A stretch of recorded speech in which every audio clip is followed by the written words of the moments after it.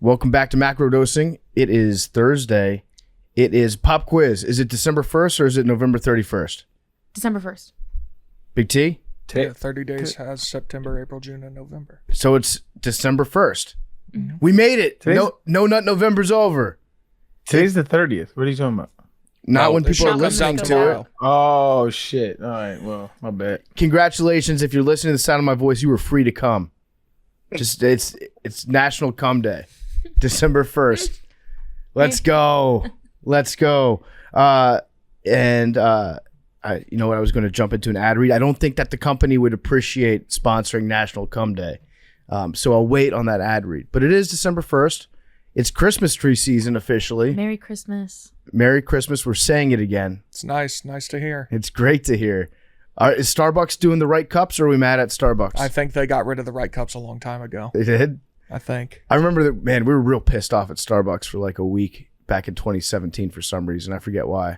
I think their cup didn't say Merry Christmas on it, right? It said like Happy Holidays, let it snow. Something like that. I don't remember. I don't frequent Starbucks enough to know about the I remember that. I saw this dude. He went viral on a clip because Starbucks didn't say Merry Christmas. Their cups didn't say Merry Christmas. And so he got coffee and they was like, what's your name? And he said, Merry Christmas. And they're like, what?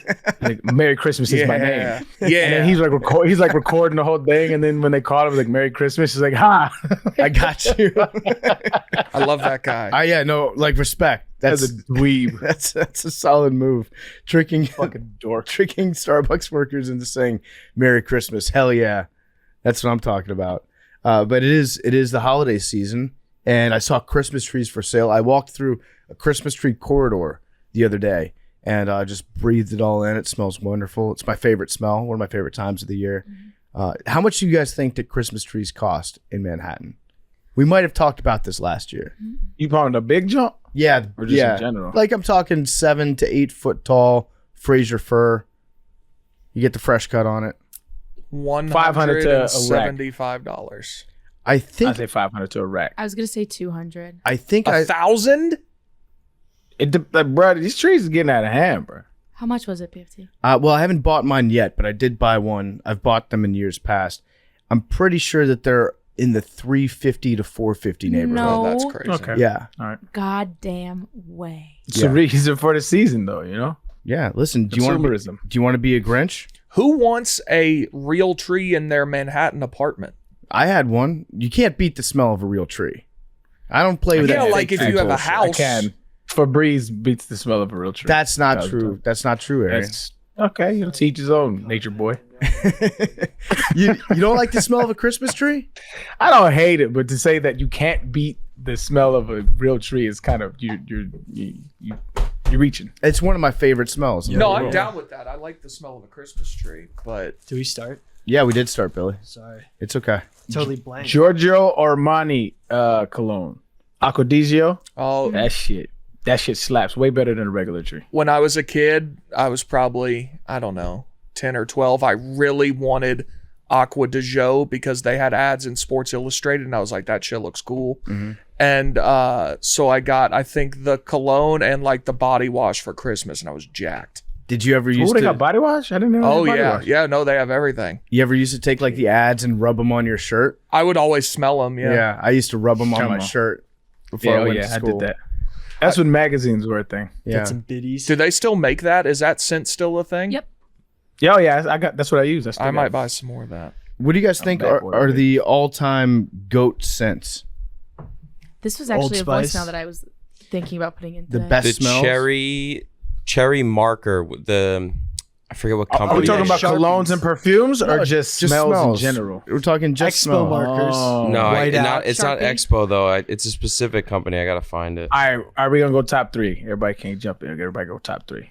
You go first, PFT. You the one that posited this question. Geez, now I don't know. I mean, popcorn, just one of the all-time greats. It's a true I'm okay classic. with that. I got the number one though. Okay, all right, I'm gonna go. Popcorn's up there for me. Cool water. I was always a cool water cologne guy. In fact, I would why are you making that face? A cool water was Thought you meant just like water. In I was like, general. what is that? Bro, what the fuck? no cool water cologne. I'm talking about the I've never smelled Classic. it. Billy's assembling the sign behind us. If you're wondering why, it sounds like there's a construction project going on in this room. Okay, so I got cool water. I used to actually buy the fake cool water from 7-Eleven when I'd walk to school back in middle school because I didn't have the money to get the real stuff. So I'd buy the fake cool water at 7-Eleven for about $9.99. And to me, it smelled like the real deal. Everybody else thought that I just smelled like turpentine. So then my third, I'm going to go with, this is tough actually. This is tough for the greatest smell. Peanut butter. What? Really? You guys don't like peanut butter? I don't dislike it. It wouldn't crack my top 3.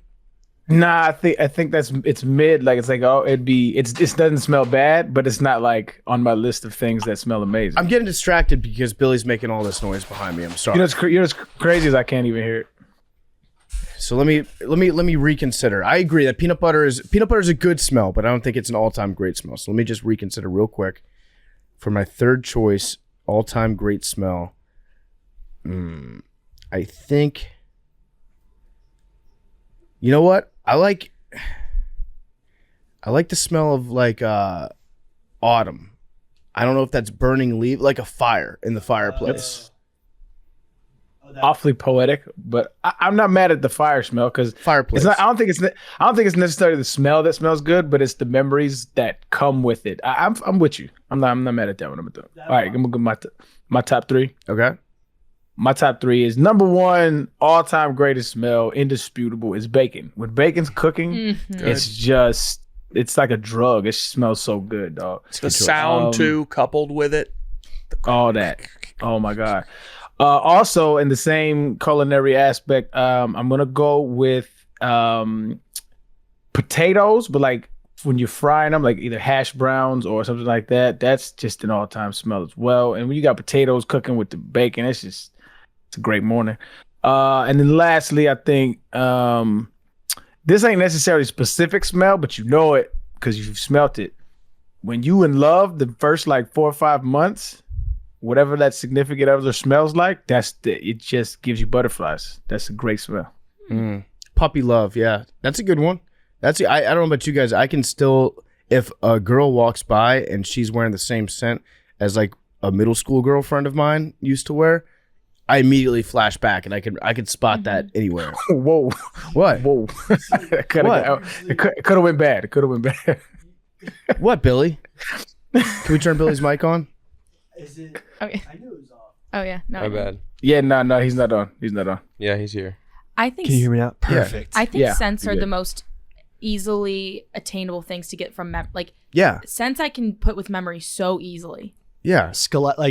People always tweet about the Scholastic Book Fair, Mhm. and it's because of the laminate type smell on a lot of the books and on the catalog. Yeah, shout out It to gets Scholastic people. Book Fair. Whoever was in charge of Scholastic that got their books in every single school in America and turned every elementary school student into like a little salesperson for Scholastic books, that person deserves a fucking raise.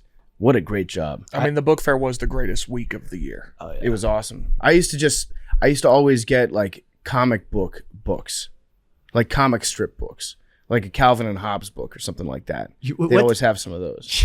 This is, you know what I did with this Classic Book Fair? You could actually in the catalog buy sea monkeys, and I told my parents I was buying a book, and I got a sea monkey colony to the Scholastic Book Fair, It's very on brand. and I brought it home, and my parents were like, "What the fuck? We were giving you money to buy books, and then I just had this sea monkey colony that I had for like a while." Only Billy could figure out how to like trick his parents at a book fair into buying reptiles. Well, they're sea monkeys. They're What are they? different. I think they're a small crustacean. Oh, okay. I didn't know. Yeah, know what they were. just But you guys know what I'm saying about like a girl that you dated a long time ago. Somebody else walks by you wearing that, and you're like, "Oh, I recognize that immediately." right. High school, middle school perfumes. I'm not around people who wear them anymore. Well, I don't know but- if they're specifically don't think designed for PFT middle is school either. girls. I think they're just perfumes that my girlfriends Arian gets what I was saying. in middle school Yeah. happen to be wearing. Yeah. It's like the juicy. It was. couture. I think it's the way you framed it. You were just All like, right. man, when you're walking down the street and you get a whiff of a middle school girl. That's what it No. sounds like. I'm talking about It's like an adult woman. hey, An yo. adult woman walks past you and she's wearing the same perfume that a middle school girlfriend used to wear. You go back in time and you're like, I recognize that anywhere. Yeah, no, that's facts. Sorry, some of us dated in middle school. I'm like, you virgins. PFT Riz God in middle school. I was the Riz was out of control in middle school. It was giving Pete Davidson in middle school. You don't know what I got up to at Happy Feet 2? What's that? Oh, the movie. Yeah. The movie. Billy, did you touch a boob during Happy Feet too? I don't know. Joking. Yeah, you did. Yeah, you did. 100%. You would not have brought that up if you didn't.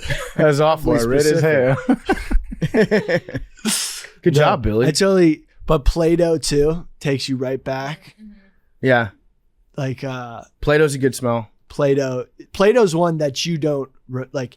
It's something you don't smell at all nowadays. So when it hits you, you get back to a total mental, like, you know how they say psychedelics revert your mind back to childlike, like places, like childlike activity where you're just generally happier. Like Play-Doh probably does that Yeah. when you smell it. Oh, the beach. The beach is a good smell too. I hate that fucking smell. Yeah, I bet you do. You guys are Oh, this missing. is a Seinfeld. This is a Seinfeld. The smell of the beach. Let's make a Yeah. perfume Oh, it's- based on the beach. It's a good smell. Also, Kramer. I think everybody has this smell and it's different for everyone, but your grandparents' house. I was gonna say that. That's a good smell. I think everybody's is different because I don't think every grandparent's house smells the same. But you know that like when you walk down like a hallway and you're like, wait, that's my grandparents' closet that I'm smelling right now. That's where they kept the linens. Yeah. Yeah, mothballs, flour. My grandma's house smelled like flour, enriched flour. you guys are missing the Because- biggest one. My number one Lavender? hasn't been said. Oh, you go ahead. What's yours? New car smell. So mine's not new car, it's new shoe. Okay. Yeah. Yeah. It's a good one. I got both these. good. I got these shoes a couple weeks ago. I opened them and I planted my face into the shoe. I fucking love the smell of new shoes. You face fuck the shoe. Absolutely. I bet that Bronco gonna smelled change. pretty good when it Yep. got delivered. I'll change. I'll change my number two. My number two. Yeah, change that. It's new shoe smell. Touche.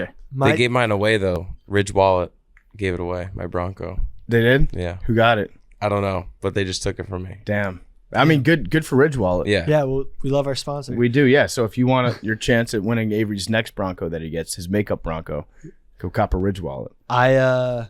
My top three, I got a weird olfactory type thing going. I love the smell of new blacktop. Okay. I don't know what it is. Just love the smell of brand new blacktop when they just lay a road, just lay a parking lot, just lay a driveway, walkway. Blacktop is the best smell. It smells hot to me. Yeah. It always smells too hot. I'm taking gasoline over blacktop. Ooh. Gasoline is a number 2 for me. Yeah. A lot of people like gasoline. I'm not a big gasoline Could associate guy. with my bad takes, all the air in my brain, but it smells really good. I've never been a huge gasoline guy, but I know that it's a pretty common thing that people love the smell of it. Gasoline definitely better than glue. I think we can agree.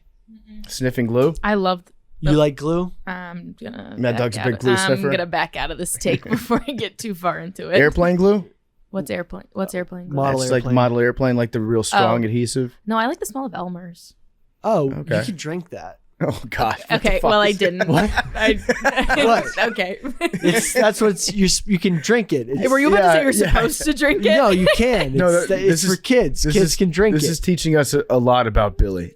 I've never. explains I it. want Don't to. drink. Okay. Don't drink glue. Look, if Don't you drink didn't taste Elmer's glue as a child, I then honestly I never never tasted did. Elmer's glue. you never tasted I did Elmer's glue. Never not tasted it, no. taste. It's non-toxic. I know it says non-toxic. Yo, on it. never- There's you a was lot that of kid. You were that There's a kid. lot You of was that stuff kid. that's non-toxic, Billy.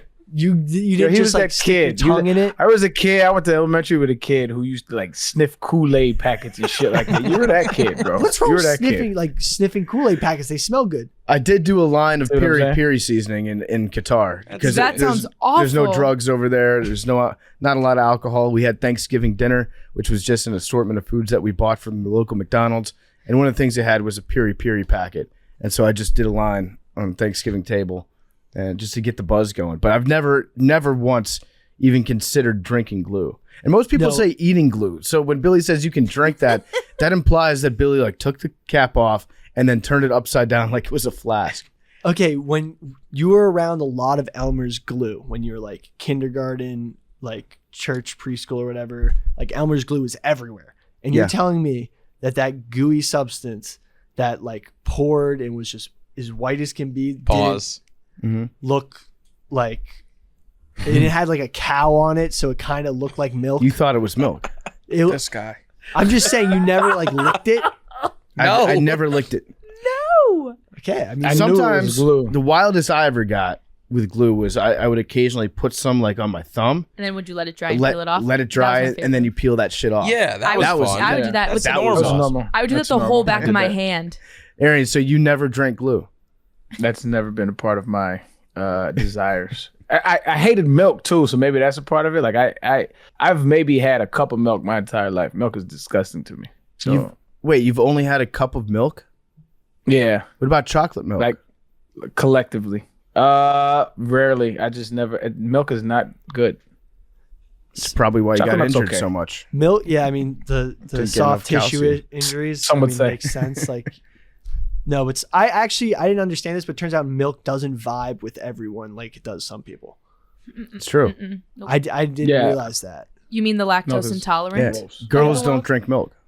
Confirmed. Yeah. Girls don't do it. Like, No. That's why they don't poop. Yeah. Yeah. I don't poop and I don't drink milk. Yeah. And I don't drink glue either, actually. Yeah, girls don't drink milk. Milk also, I didn't know this until I was like 12, 13, but most Asian people don't drink milk. That's a very broad statement. In That is Asia, a very broad statement. in Asia, it's extremely common to be lactose intolerant.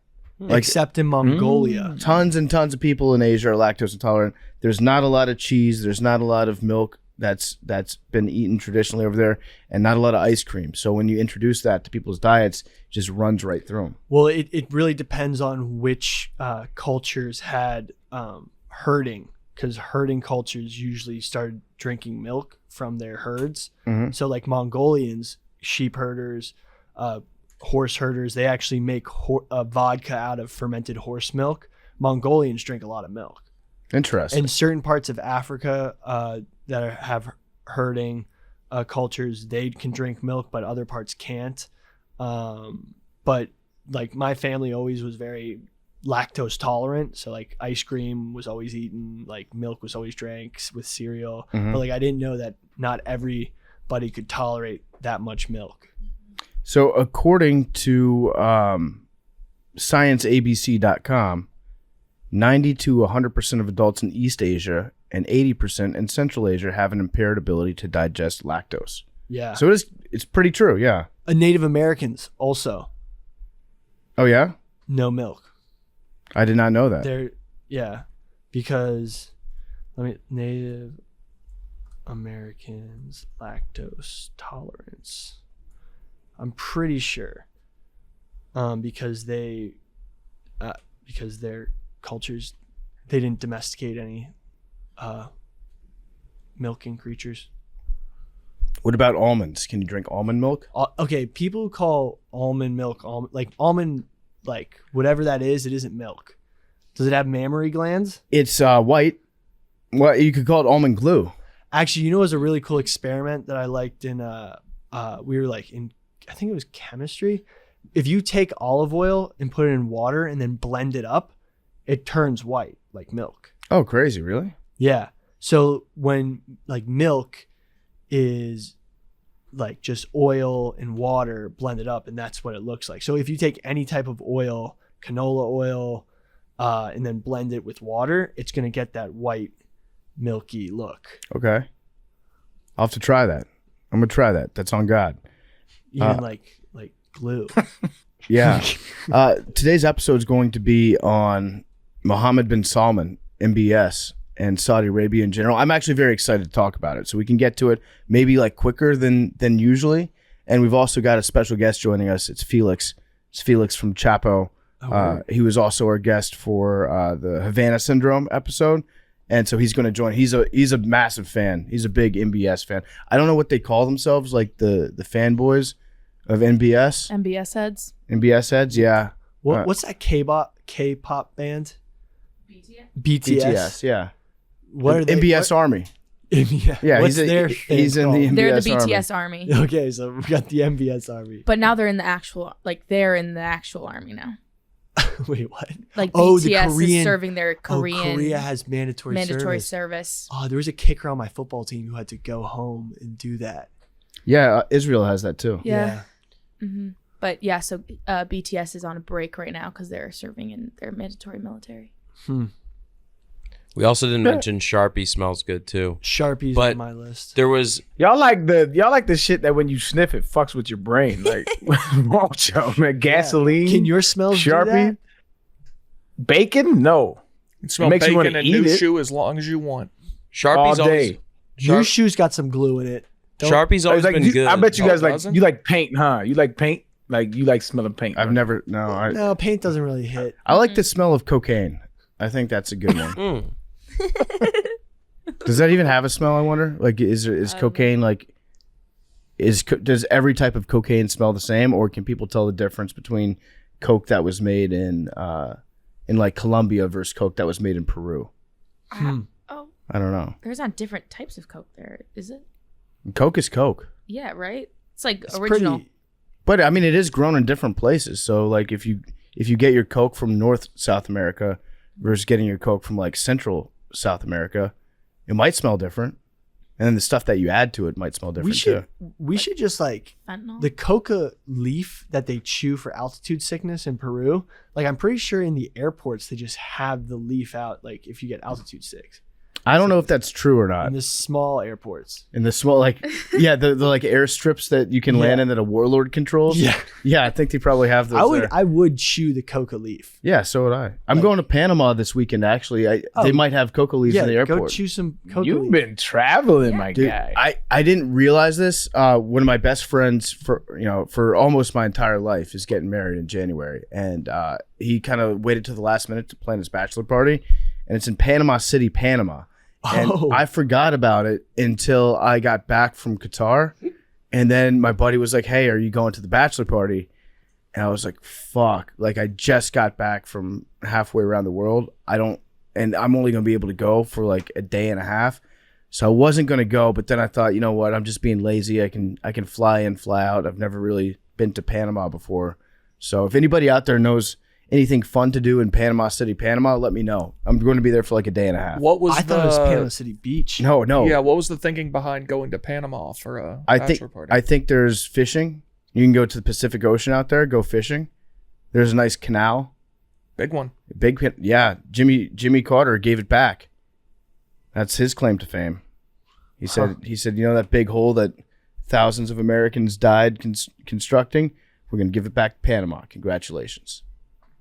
Jimmy Carter, shout out. Which is the place? Still alive. Very much. Which is the place? Hopefully, with as Bitcoin? of the release of this podcast. Which What's is a it? country that used Bitcoin? El Salvador. Oh, El Salvador. Yeah. Close. Different country. How Panama. are they doing?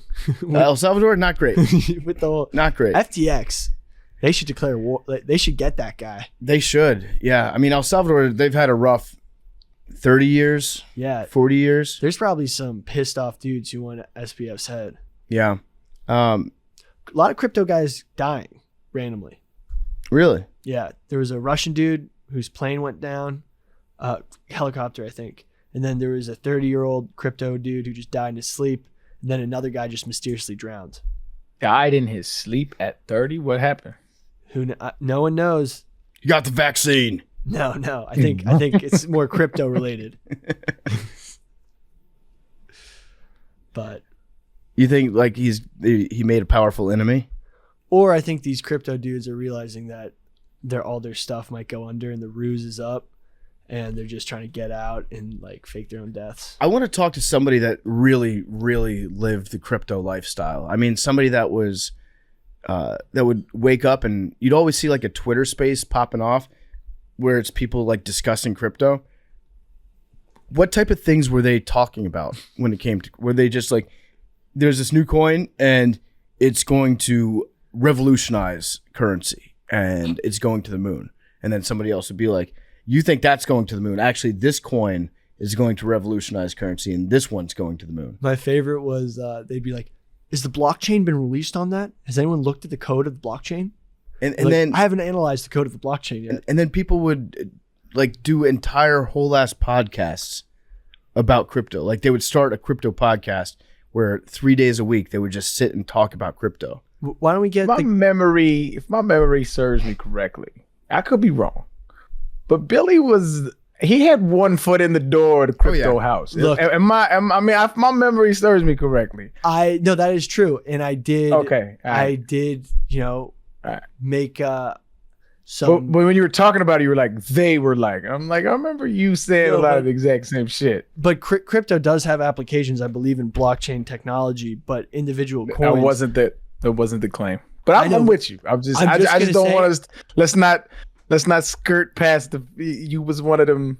You were one of the guys. I did capitalize off of some crypto bros and especially NFT bros. I provided a product that they wanted, and they took it and they consumed it. So, you got pimped for your Mastodon drawing, didn't you? Yeah, I didn't get pimped. You kind of did. Because you didn't make any money off it. No, I did. You did personally? Yeah. Oh, I thought that it went to the company. Oh, I thought they took it. No. The Pardon My Take NFTs Yeah. did. Mine, I got. Okay. Sold. He's like, you always about to say I got away with. Yeah.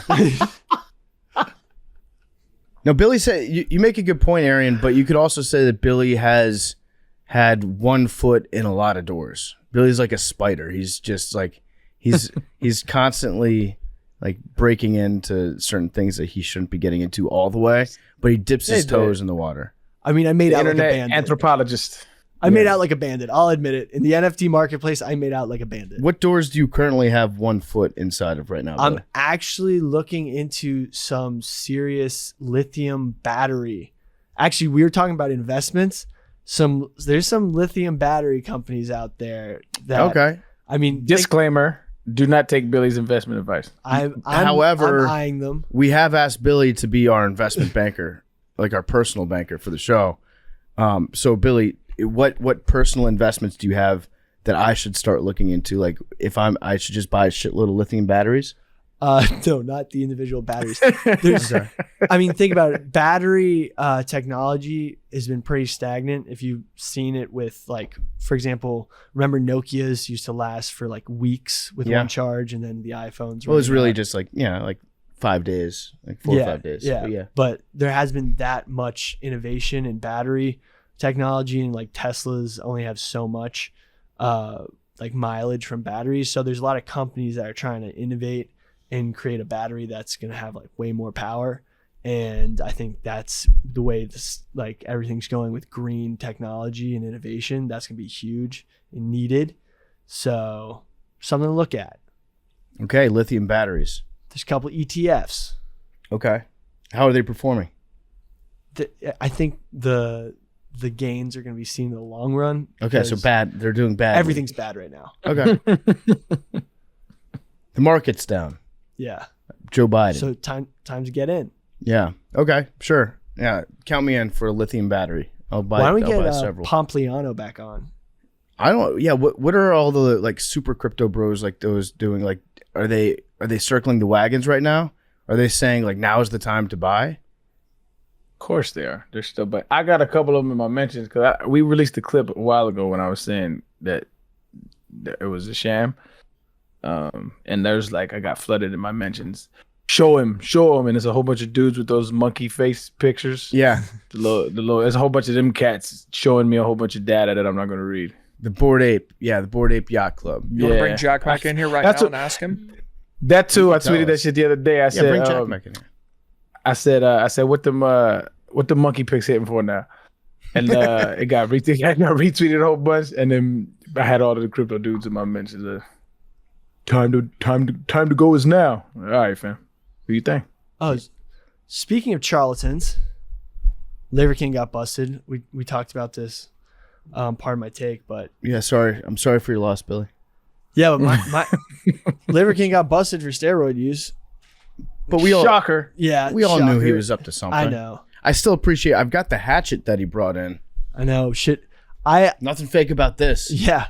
This shit's the real deal right here. Should we invite Liver King on to a tell-all Absolutely. interview? Yeah. Liver King. Has he responded to it? No, any of that? I think he's in Mongolia or Thailand hunting yaks. He's somewhere hunting yaks. See, dude, he has no time to respond to the haters. It's just haters. Last time I saw him, he was in negative 20-degree weather eating a yak's liver that he had killed. Dude, this hatchet is legit. I know. don't care what kind of steroids Liver King was on when he invented the hatchet, because this thing will fuck you up. It is so sharp. It's one of those things that you touch, and like I'm scared that just touching it's going to slice my thumb open. Liver King invented the hatchet. It wasn't a Cro-Magnon man, tens of thousands of years ago. No, see, you sound like a hater right now, Billy. The Iron Age didn't come before Liver King. I'm really disappointed. Jack Mack is currently at a doctor's appointment, but I texted him and said, so what are crypto defenders? Jack Mack, for those who don't know, works at Barstool. He is the #1 crypto guy I've ever met in my life. Thanks are zero. Yeah. I said, what are the crypto defenders saying right now? What would your pitch be? He said, there is no pitch. Everything is fine. Which is why I wish he was here right now. So we're doing good? Yeah, apparently. Everything's going great. He's still typing. The little dog in a firehouse meme. Yes. Everything is fine. Yes. Everything is fine. They are trying to make a centralized. They're beta testing. I think the New York Reserve Trust is beta testing a decentralized currency that's like dollar backed, like basically making a cryptocurrency that's the dollar that could be implemented in the United States. Sounds like Shroot Bucks, but for Mayor Eric Adams. He said, people didn't stop spending and making when the entire financial system collapsed in 2008. Fundamentally, everything is the best ever. I feel like he's really just tweeting through it. The right best now. ever, yeah. Yeah, everything is And amazing. actually, a lot of people did stop spending money in 2008. And it's not like the entire financial system collapsed in 2008. Everything was basically the same. Also, the money wasn't worth 20% what it once was. Right. Yeah, there wasn't hyperinflation. If you want to see some crazy shit, look at what hyperinflation looked like back before World War II. So in post World War I Germany, Weimar, when they got hit with all the sanctions, they couldn't do shit over there.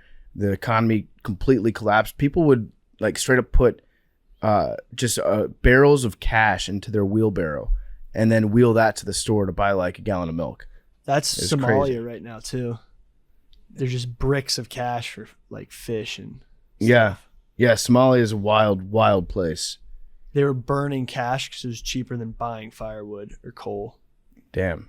in all those situations. Yeah, if you go to Somalia, again, make sure that you leave a copy of your DNA with your doctor. That's what the State Department recommends. Right. And ensure to enlist the services of the local militia Uh-huh. because that's your tour guide. And then nominate a family member that's going to be in charge of talking to Congress people when you get kidnapped. Also, These are all things that the State Department says you should do before you go to Somalia. points of contact for hostage negotiation. Yeah. I got to just read Jag Mac's last text. Bitcoin's network is strong. It will continue to be stronger. There's blood in the streets, sure, but guess what? That's the time to buy. People didn't stop using hedge funds when Bernie Madoff ran off with everyone's money. Totally same thing right there. Totally. That's a Rothschild's quote, right? Buy when there's blood in the streets, buy. I have no idea. I don't know. Okay, well, I mean, from everything Jack Mac's saying, things are perfect. We got to go buy. Things are better than perfect right now. It's everyone else that's insane. Got it. Okay. Gotta strike when the Liver King iron is hot. Just Liver Coin. How far off do you think Liver King was from making his own cryptocurrency? Yeah, I think his business pursuits were actually too profitable for him to consider that. Well, Billy said last night that he was making $100 million a year, and there's just no way that's true. Liver King business. 100 million American? Yeah. There's not no a chance. There's no way that's What true. does he do? How does he? Well, he was garner rich. that? He was rich before. But you said making 100 million a year is very different than having. He has like over 100 different businesses, which apparently have been grossing over 100 million a year. How do you have 100 different businesses? I'm saying, what? All right, I'm going to 100 look into business- this. Have you ever ran one business? You know how hard that shit is? He has 100. Well, I have a feeling that there's just multiple different entities that like I'm seeing a net worth of $1 million. I'm seeing a lot of things. But like, for example, he owns 2 ranches that are definitely worth more than $1 million each. And those aren't. So are you saying his net worth is around 100 million or he makes 100 million? Those are two wildly different I would claims. still contest the former. No. There's Probably, but I'm trying to give him some all wiggle I'm room saying for is his- there's serious cash flow coming his way, and he definitely has a lot of assets. And I think from the descriptions he gave even before Liver King, Brian Johnson was just a guy, he had a lot of money. I think this is more of a rich guy living out some sick, dream than someone actually. Nah, this is your able to dream, pull bro. it. Can you This is my- send me where you see the number your dream. 100 million? Look up Liver King 100 million. To put it in perspective, Nathan's Hot Dogs, they make $50 million in revenue a year. So this guy, Liver King, was twice Very as popular. recognizable business in America. Liver King was twice as popular as Nathan's. Well, like think about it. He was able to make a cattle's body more profitable through making supplements out of the organ meat than just selling the beef. Mm-hmm. So if he had a cattle company, which he had a ranch with several heads of cattle, and was then able to create a single head of cattle, I don't know how expensive, like what's the economics of selling, one cattle, like versus meat, and then adding. You bought the byproduct. Yeah, and then making the byproduct more valuable, how much more a head he can flip cattle. All right, so I'm looking up. For clarification here, Nathan's, it looks like the revenue jumped up to 103 million. So Liver King is even playing field as Nathan's Famous Hot Dogs. Well, guess they're also using organ meat in their meat. That's true. So They're in the is same that line the of- key? We got to get into the liver business, into the lips and asshole business. That's where it's at. Yeah, snout to snout. The Snout. It's lips and asshole business. It's always gonna put money in your pocket to sell things that other people think is just like run off from their shit. We've got right now, it should be said, Argentina is playing against Poland in the World Cup. It's on our TV right now. If Poland wins, that means that USA plays Netherlands, and then I think it's going to be like Saudi Arabia against Poland. No, wait, they're in the same group. Saudi Arabia, Poland, and then some other country. Basically, what we're getting at is that we want Poland to win because it would make our potential run to the semifinals a little bit easier as the United States. We Let's are go playing. But what's the pathway though? Because y'all was explaining something like you had to get a tie or we couldn't tie. Are we back even now? We're through to the knockout rounds. We're out of our group. We qualified. Yeah, we beat Iran. So they in the tournament now. Yeah, now Yes. it gets down to the Sweet 16. So we're in the Sweet 16, and our game is against Netherlands, and Netherlands is pretty good. So that's a tough matchup. If I were to put it in Sweet 16 terms, Big T, maybe you can help me out. I'd say it's like a 3 versus 14. 14? If you're just talking specifically, like if you're looking at first round matchups in the NCAA tournament, I'm not saying that. No. Yeah. US is probably like the. This is like a 6-11. You think it's 6-11? Okay. Netherlands is pretty good historically. Yeah, they're good. They won. They don't scare me. They're They're not as good as England. That's true. That's a fair point. England is, I think they're ranked number 4 in the world. Something like that. Yeah. They've won in our lifetime, in my lifetime. Netherlands? Yeah. No, they made the finals against Spain the year that Spain won, Oh, right? they lost. Okay. Yeah, 2010. 2010. They lost. Was it penalty kicks or was it overtime against Spain in the finals? I remember there was that sick red card. Look up the Yeah. red card in that game. It was awesome. Yo, I seen last night.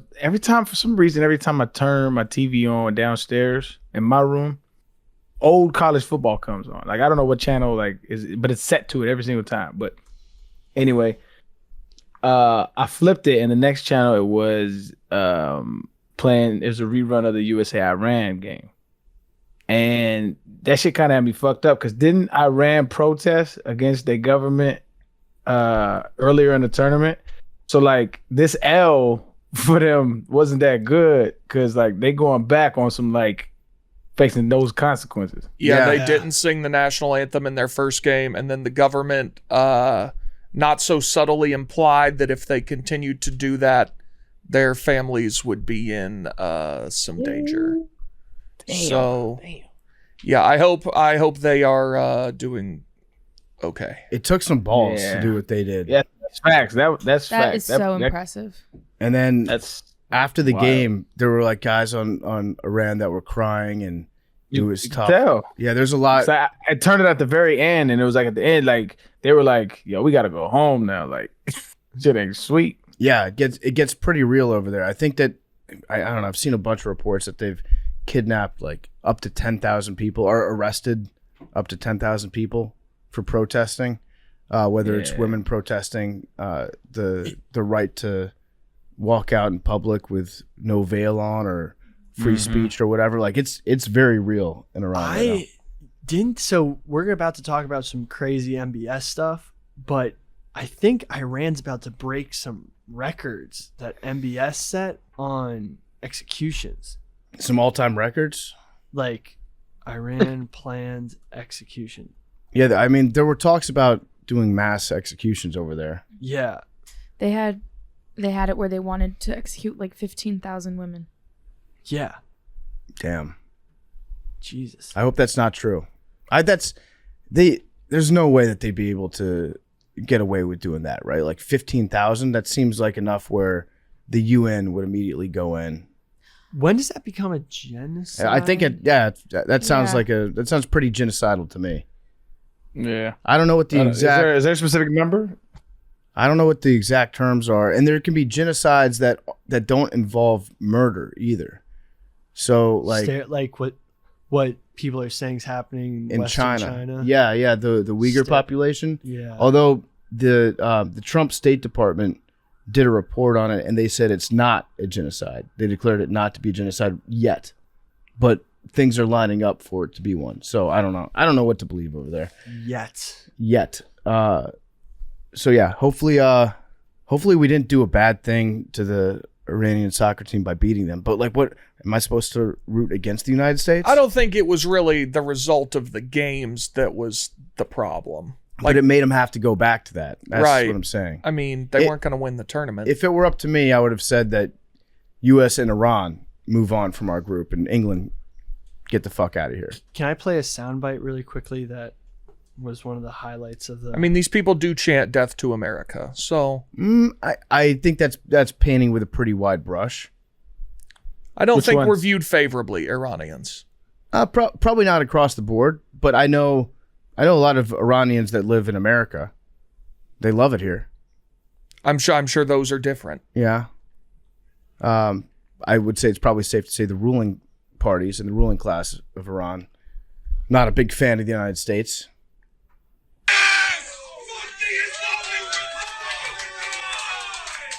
What was that? That was me. Oh, wow. That was me when we scored. Okay. That might be up there with Death to America. I mean, what happened? we scored. It was a moment of passion. Big T was just celebrating that we scored on Iran. And then we should have won 2-0. Yeah, I mean, we scored a second one. Could have been 3 if we didn't fuck up that 3-on-1 chance we had. By the way, is Pulisic, is he like, how hurt is he? He's fine. I think he's hurt, not injured. Is he? Because like I was trying to figure out if he was trying to sell it like soccer style. Like I actually didn't know if he's actually hurt or it was a soccer injury. He was actually hurt. It But is he's okay. It is the sport that cried wolf, though. Yeah. And a lot of times people get really injured and everyone's like, oh, he's faking it. He's fine. And after he scored the goal, I knew that he was probably hurt because he scored a goal and he just stayed down and he didn't celebrate it. I would think that you would probably celebrate a World Cup goal if you were okay. And he went to the hospital, got like an abdominal X-ray. I think he just hit his balls real hard. Yeah. Which sucks. And then he went back into the game, and then he said he felt dizzy. Oy. I don't know. It sounds a little suspect to me. I think he's got subpar balls.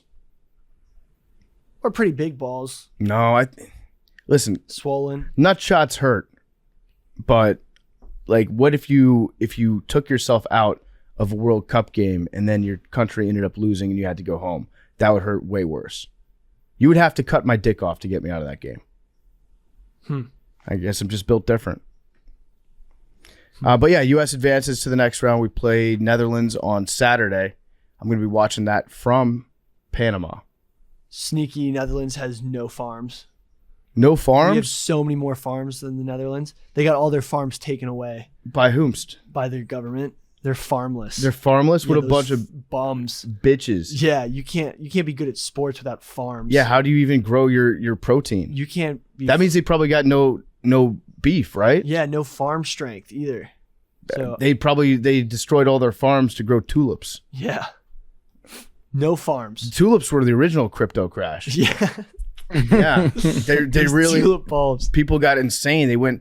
People in Netherlands went insane over tulips. They're like, oh shit, this is worth more than money. And then they just lost their minds and lost all their money, destroyed all their farmland to build a bunch of like C+ flowers. Now they got no beef. They got no cows, no protein. All they've got is whores and weed. Sounds like a terrible country. If you have a Dutchman talking shit about America, just go tell them like, yo, where your farms at, bro? They're farmless. Yeah. Here in America, we can own farms without getting them taken away. All they've got is weed, hookers, and bicycles. And a couple museums. And legal drugs of all kinds. No, not all kinds. There's heroin. You could probably find heroin. I don't think it's legal in the Netherlands. I think there's a You're thinking about Portugal. No, there's there's like a decriminalized zone there where you can Are you get talking anything. about Amsterdam from The Wire? No. The neighborhood in The Wire where all the drugs were legal, that Bunny Coleman just said, okay, let's turn it into an open air drug market and at least make sure that people are safe. There's like okay. While recreational use, possession, and trade of non-medicinal drugs described by the Opium Law are technically illegal under Dutch law, official policy since the late 20th century has been to openly tolerate all recreational use while tolerating the other two under certain circumstances. So it's like it's illegal, but it's like weed was like 10 years ago. I'm pretty sure you can buy psychedelic mushrooms, You can ecstasy in stores. You can get like space cakes over there. I had some brownies over there that had mushrooms in them because I was there like 3 years ago. You can buy weed in coffee shops. You can buy the space cakes, but as far as like heroin, I didn't see any heroin. I didn't see any cocaine, anything like that. Yeah. So we're going up against these farmless bitches on Saturday. It's actually kind of screwed up. There's like 3,000 family-owned farms for like multiple centuries in Holland that are getting taken by the government for like environmental restrictions. Oh, really? Yeah. I've got a couple Netherlands jokes right here. Ready? I'm going to roast Netherlands. I just looked up some jokes online. What do drain cleaner and a Dutch stripper have in common? What? They both slowly remove clogs. That's pretty good. Got their ass. That's pretty good. What's the difference between a straw and a Dutch comedian? What? One is a hollow cylinder. The other is a silly Hollander. That's not a good joke. Wait, I think I can make one real quick. That's a bad joke. I don't know enough about these niggas to laugh. I'm trying to follow though. You need to brush up on your Dutch stereotypes. Yeah. It's interesting how different nations have their dogs make different sounds. An American dog goes woof. A Czech dog goes half. A Dutch dog goes blah. Oh wait, this is about to get very racist. Okay, I'm gonna skip that one. I'm gonna skip that one. What did it say? Well, the next one was a Korean dog, and I didn't look ahead to see what the punchline was gonna be. What does it say? It's a sound that it makes. What? Okay, another classic Dutch baker joke. You ready? A dog walks into a bakery. Baker says, "How can I help you?" The dog says, "Woof." The baker says, "Anything else?" The dog says, "Bark." The baker says, "That'll be 12 euros. Do you want a receipt?" And the dog says, "No." I don't get this. It's probably funnier in Dutch. I don't know. That's why I said I don't know enough about them. I think we learned something very valuable about Dutch people. They suck at humor. Are those Dutch pastries? Can you get a bark at a bakery? I think people from the Netherlands just suck at jokes. The Dutch settled a huge amount of the world, and especially Texas. So if we're wondering, I mean, Arian actually I think is in a very Dutch part of Texas. Are you talking Houston. about people from Czech Republic? There's a lot of Czech stuff over there. Right, but the Dutch, like Eisenhower was like related from like Dutch settlers in Texas. Oh, okay. Oh, I've got another good joke. This one's all mine though. You ready? I'm trying to figure out another. I invited my good friend from the Netherlands over to my house. Wait, I already fucked that up. Let me start it again. My good friend from the Netherlands invited me over to his house the other day to have a couple pints of beer, some cold beer he had on draft. And unfortunately, I couldn't have a sip. Not a sip was to be had because he had no cups. Roasted. Because they've never won a World Cup. I think. You could say the same thing for most countries. Womp. That's a womp. That's a good joke. That's better than a fucking Dutch joke. I'm still trying All to them figure jokes out. suck. I'm still just trying to figure out Netherlands and nether regions. How to like. Mm-hmm. There's something there. Oh, check this out. Here's a fun fact about the Netherlands. They've got the record for playing in the most World Cups without ever winning the tournament. They finished second place in 74, 78, and 2010. Always the bridesmaid. Never the bride. That's pretty cool. All right, so that concludes our Netherlands jokes portion of this podcast. It's hard for me to hate Netherlands that much. They just seem really boring and You know what's cool about Neutral. They're just neutral. They just mind their business and do Dutch shit. Dutch is one of those languages that I think sounds the closest to English. Like one time a video popped up and this guy was speaking and it sounded, I couldn't really understand what he was saying, but I thought it was English. But then I realized he was actually speaking Dutch. And I was like, Have you ever seen that? Have you ever seen that video on YouTube where they say Yeah. it's like people, it's what English sounds like to yeah. non-speaking, Yeah. non-English speaking people, and it's like they're talking and you can like recognize some of the words, but it's like you can kind of see how people's like we sound to other people though. It's Like the common sounds in the English language that we use that get repeated, but just like it's jumbled, so we don't understand it. But like that's what I feel like Dutch sounds like. Dutch it's kind of like the Swedish where it's like No. It sounds pretty English. Does it? Yeah, it's not as sing-songy. They're very large people. Yeah, Dutch giants. Super big people. I remember when I was there, I felt even You mean smaller. fat or tall? No, tall, like very skinny. They're all in good shape. They ride bikes everywhere. I mean, pretty much everywhere you go, you're gonna feel a little. No, that's not true. Not China. That's not true, Korea. Eric. South America. I'm tall in South America. True. I'm gonna be Really? Tall. Yeah, That makes sense. I'd be tall in a lot of countries in Asia. I felt pretty tall in Qatar.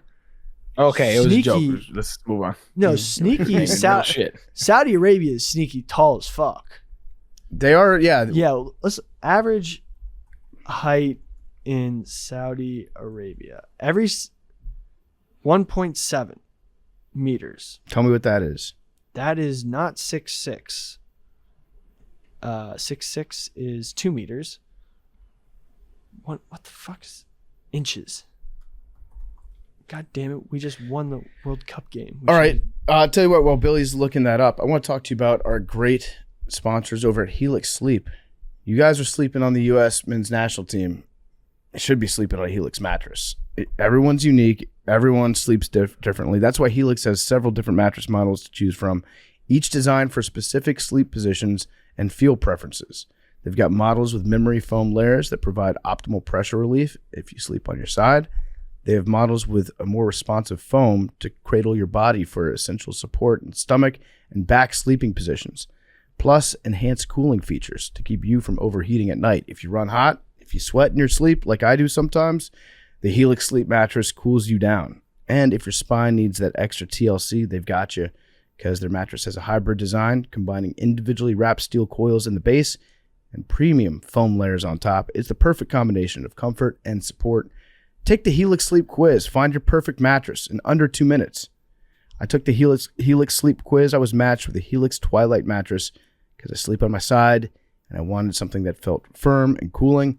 Great news, they're offering up to $200 off all mattress orders and 2 free pillows for our listeners. Go to helixsleep.com/dose.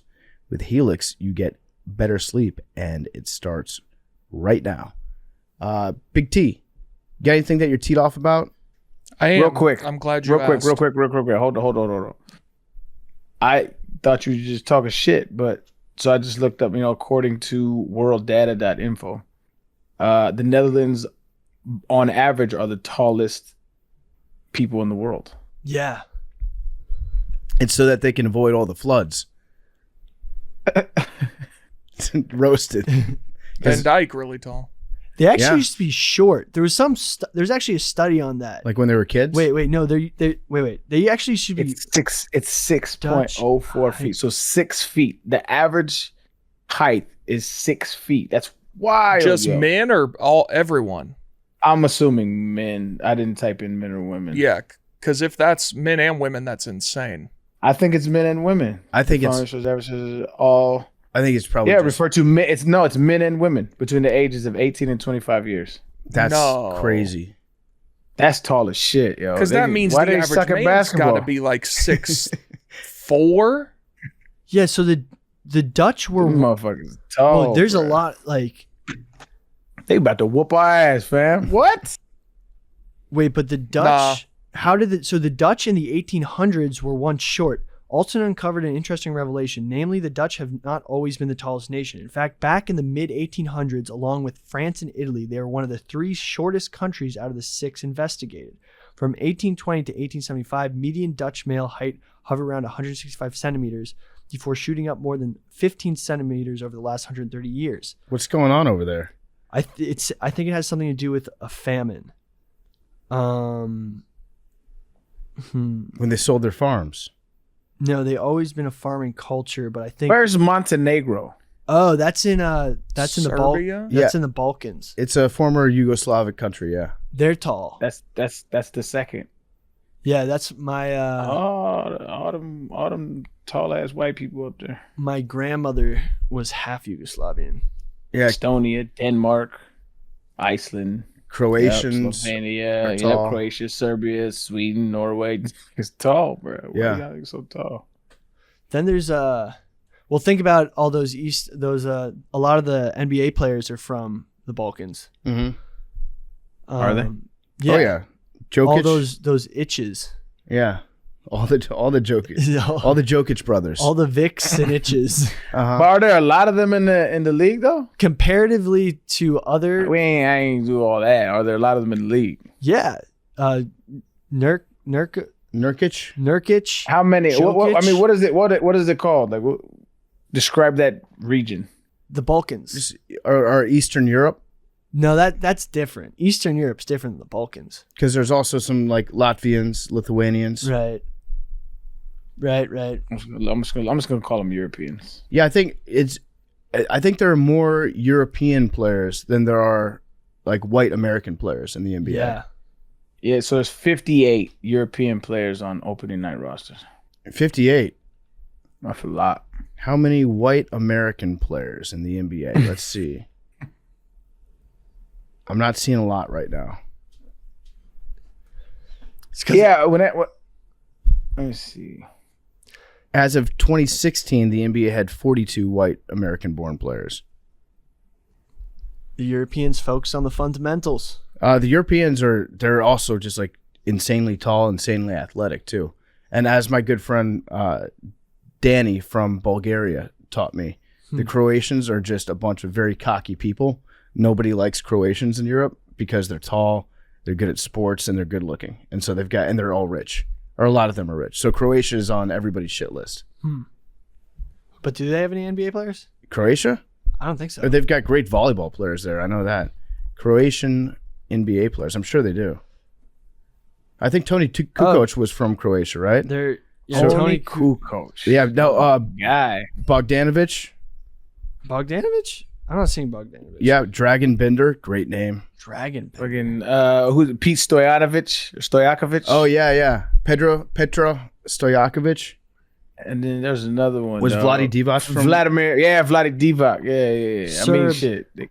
From somewhere over there. Bogdanovic. Yeah. The Great Serbs. shooter. Serbs are. We're just naming wild. By the way, names. these are also all the dudes that caused World War One. So kind of low key, like What's up with that? yeah, Pete Stojakovic calls World War One. yeah, He's a good shooter. dude. There's Got that Archduke lined up he was at the top of the key. They're great shooters. you They're think- opportune shooters. Do you think Franz Ferdinand like came off a screen Yeah, when he saw the Archduke coming around? he was eating a sandwich. Someone just tossed him a gun, catch, pivot, shoot, no dribbles. No, the Serbs hold grudges. They have like blood wars for like generational blood wars. They know how to feud. Yeah, they feud hard.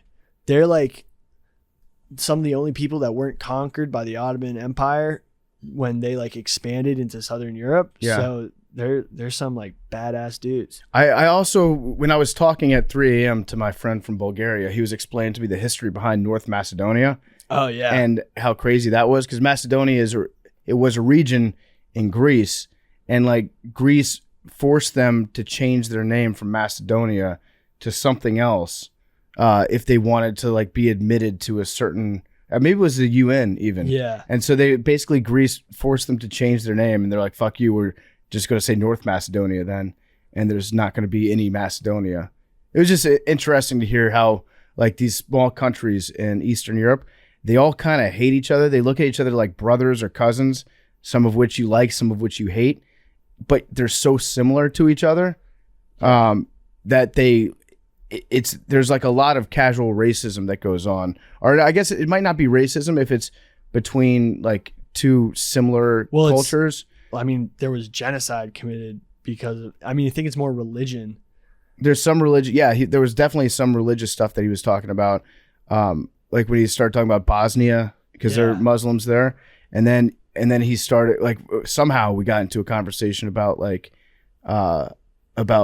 Mel Gibson. We talked about Braveheart, and then he got real anti-Semitic with it. Like real casually anti-Semitic. I was like, okay, I'm going to go inside now. I didn't sign up for this. He was also talking shit about the Emir, and I could not be seen with him. But yeah, a lot of that. So like the Ottoman Empire converted a bunch of those dudes to Islam, and then there's the guys who didn't convert, and then once they left and became free of the Ottoman Empire, then they're like, stop being Muslim, you're not actually Muslim. And they're like, no, we've been practicing Islam, and that's why a lot of shit was popping off. Oh, crazy. All right. That's the main reason why I'm not a religious cat. Like, there's been like wars over this shit for I don't know how long, and all this nigga got to do is come down and be like, hey, yo, this the right shit to do. And he just refuses to do it. It just don't make no sense. It's ridiculous. You know But what's the craziest justification I've heard for that exact argument is that like because the real believers are willing to fight for their religion, they get to go to the promised land first and fastest. And they're pick me. Insanity. Like the, Yeah, pick me. yeah. It's like the good die young because they're all set to go to heaven. Like, yeah, these guys were the good guys, and that's why they're all set to go to the good place. Mm. At worst, he's an asshole. At best, he's irrational. Interesting. Yeah, you can make that take.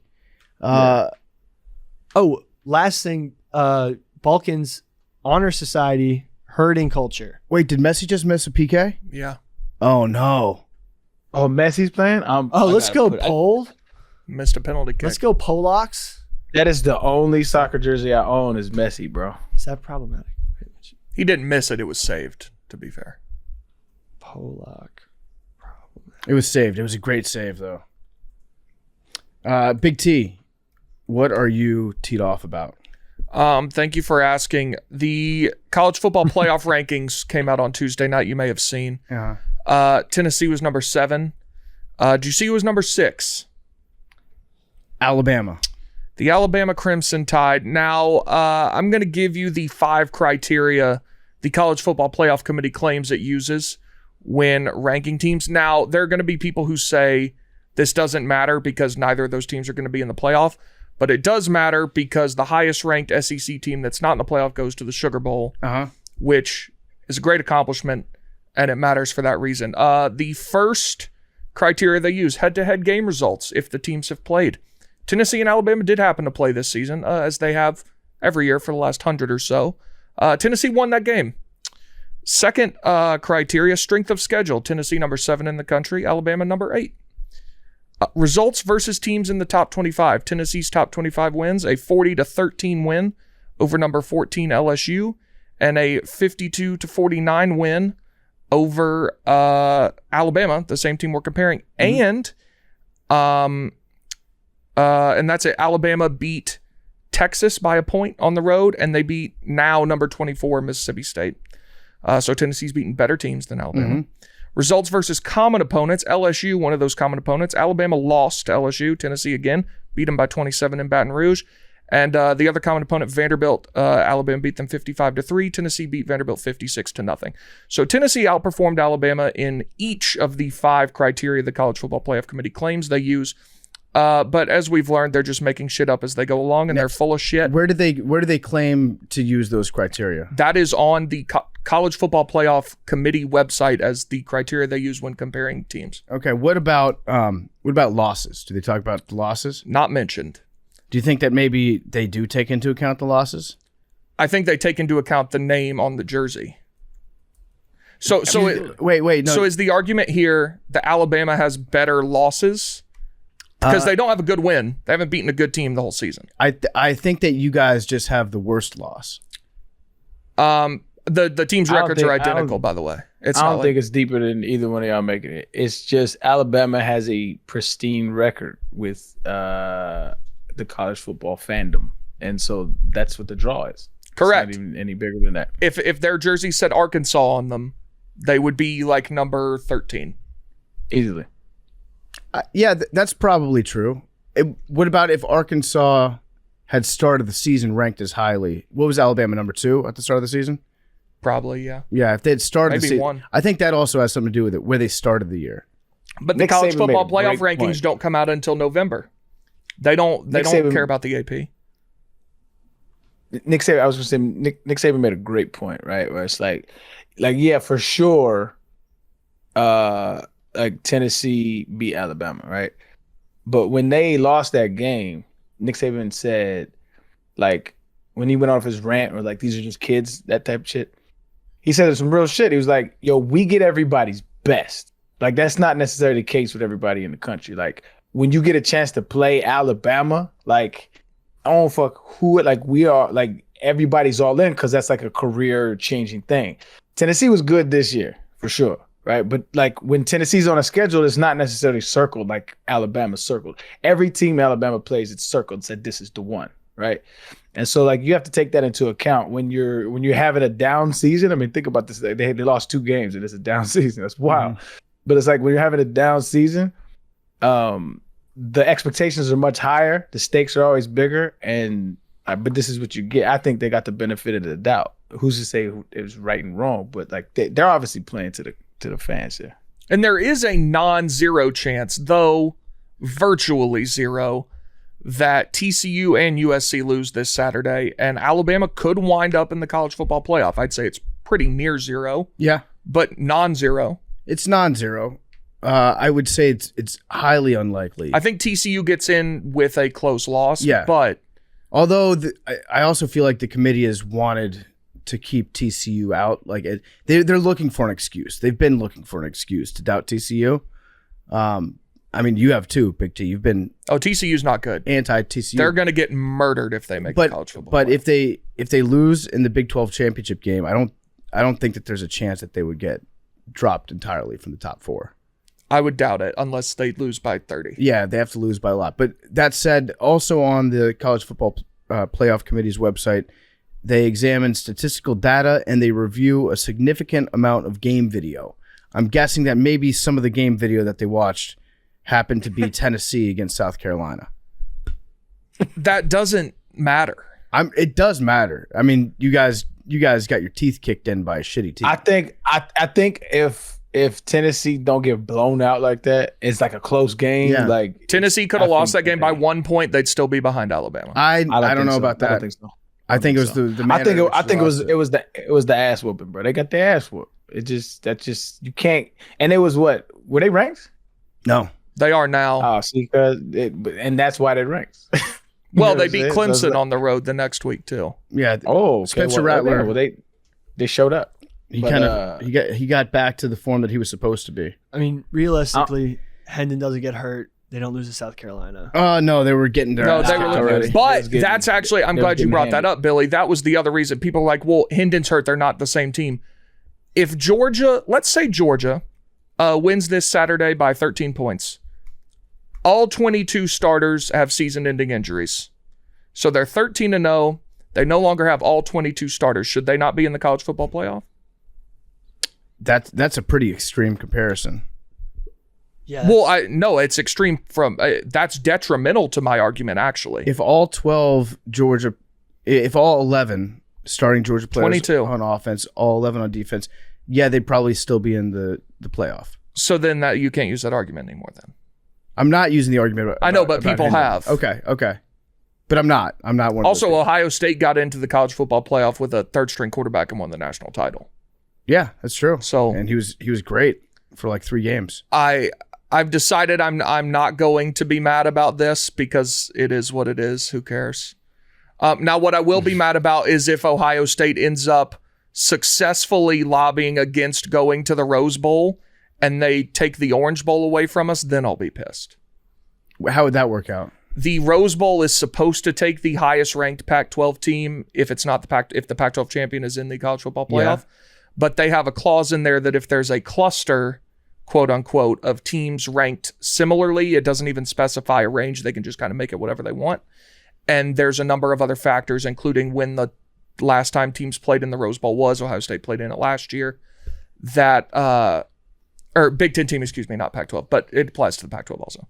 That, Big Ten, that they can pick a different team. And Ohio State played in it last year, so they've made it known to the Rose Bowl that they don't want to go to the Rose Bowl again.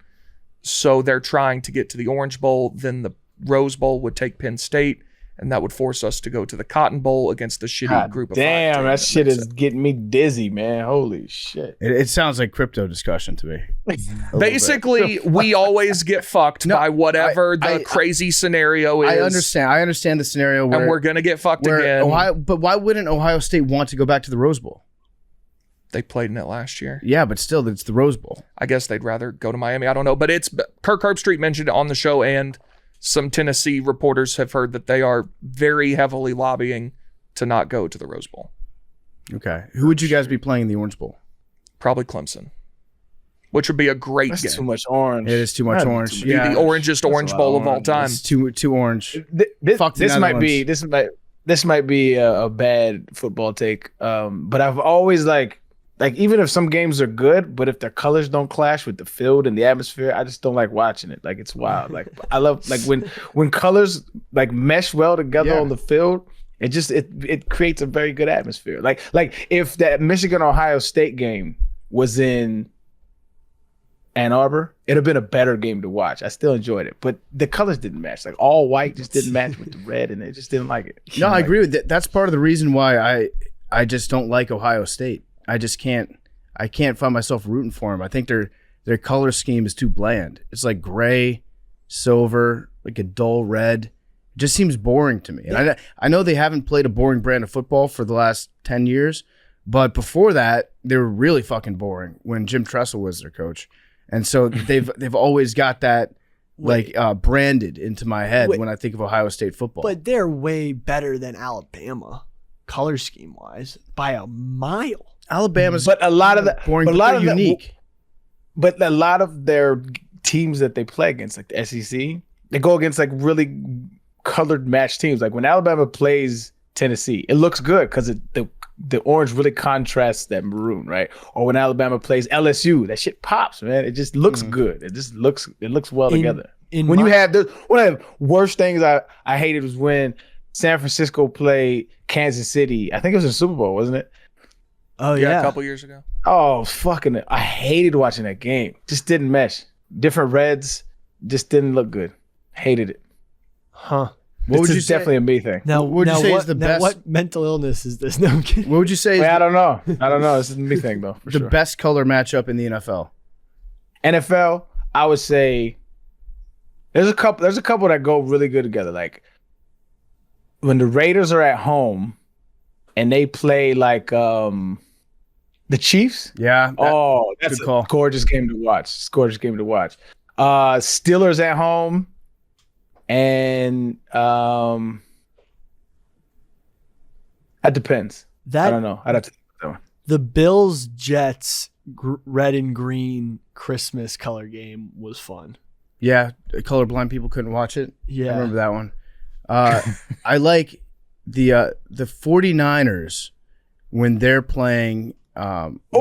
Yeah? When they're at home and Yeah. they playing the Cowboys, like the 90s shits. Yeah.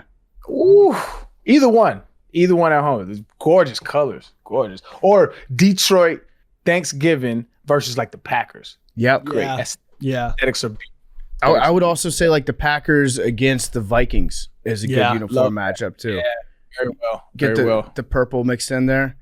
Yeah. Yeah. I'm glad. See, it's not just me. I'll see it. There's colors that feel better than other ones. Oh yeah. But it's not enough to turn me off. I'm gonna watch the game, but I feel like the game would be a more aesthetically pleasing. You're just sitting there upset the whole time. Just like, did this happen when you were playing in games? All the time. I hated our fucking uniforms, bro. I hated Houston's uniforms because it's like it just didn't look. It was just boring. It was just very bland. I just hated it. It is a little dull, look, yeah. You're just sitting in the game, just being like, "This isn't aesthetically pleasing." What about the battle red? Do you like the battle red uniforms? I hated that too. Because it was with a blue helmet. It made no sense. It like didn't match. I was out there not matching. Because I'm coming from the era where like all of us in high school in San Diego, like we was like, you gotta get jiggy. Like you gotta look good. I'm talking about with the tape and you had cats in the mirror like 2 hours before the game. Not 2 hours, like an hour. Like they was getting their shit ready, getting tight. And then if the uniform ugly, it's all for naught. You know what I'm saying? Like can't even look sweet. That's why like Dion used to look sweet in his out. He's the reason I wore high socks. I wore high socks because of Dion. That shit looks sweet. But it's like Atlanta Falcons, that old Atlanta Falcons uniform. All black. black? Yeah. Oh, that shit nice though. Yeah. You take Ooh, the Eagles too. The old Eagles with Randall Cunningham. Yep. The green. That Eagle uniform, like against the Giants, the old Giants uniforms. Bruh. Telling you. I really liked Falcons, like the all black against the white 49ers. That's a good uniform matchup right there. Yeah, I like that one. Yeah, I like that. Yeah, no, you're not the only one that thinks about these things. The uniform matchup makes a difference. Arian, real quick before we get into our guest, your team, your former team, the Houston Texans, hosting Deshaun Watson this weekend. He's making his comeback. Really? Yeah, so they timed it out so that his first game back. I don't think this was on purpose because the NFL is not trying to draw a lot of attention to the game, I don't think. So it's gonna be the Browns against the Texans. It's gonna be a 1 p.m. game. I was saying earlier, if they could, they would play it at like 6:15 a.m. when nobody was watching it, so that nobody would talk about it. But he's coming back this weekend, and it's gonna be a real strange atmosphere there in the crowd. I actually got an email from the Houston Texans. Like they have this like program, like the Legends, that they invite like ex-players like to the games and stuff. I have yet to go. I wonder if I should go this weekend. Yeah, I mean, it's going to be a weird atmosphere. That's gonna be wild. I bet it's gonna be packed though. I want to find out what happened, like everything behind the scenes that went down with the Deshaun Watson situation, from him basically holding out without holding out, to him demanding trades, to the whole team kind of like dissolving with the front office with Casero and Easterby, and then all that shit that started come out with the lawyers and the women. Like I wish that there was a way that we could know the truth of everything that happened in that situation, because Let's do a documentary, me and you. They're gonna have a documentary about it in 10 years. it's a lot of stuff that we probably don't know about. That. Let's hop on it before anybody else gets it, bro. Me and you, we start this documentary. Okay, yeah, I'm in. Deshaun Watson. Did he? So you guys heard a lot of his accusers are going to the game? Yeah. Oh, they are? Yeah. There's gonna be like a group of them there. Like a full section? I mean, Shit, this is they gonna could be probably so fill up a awkward. full section. That was a good joke. That was a good joke. Who, me?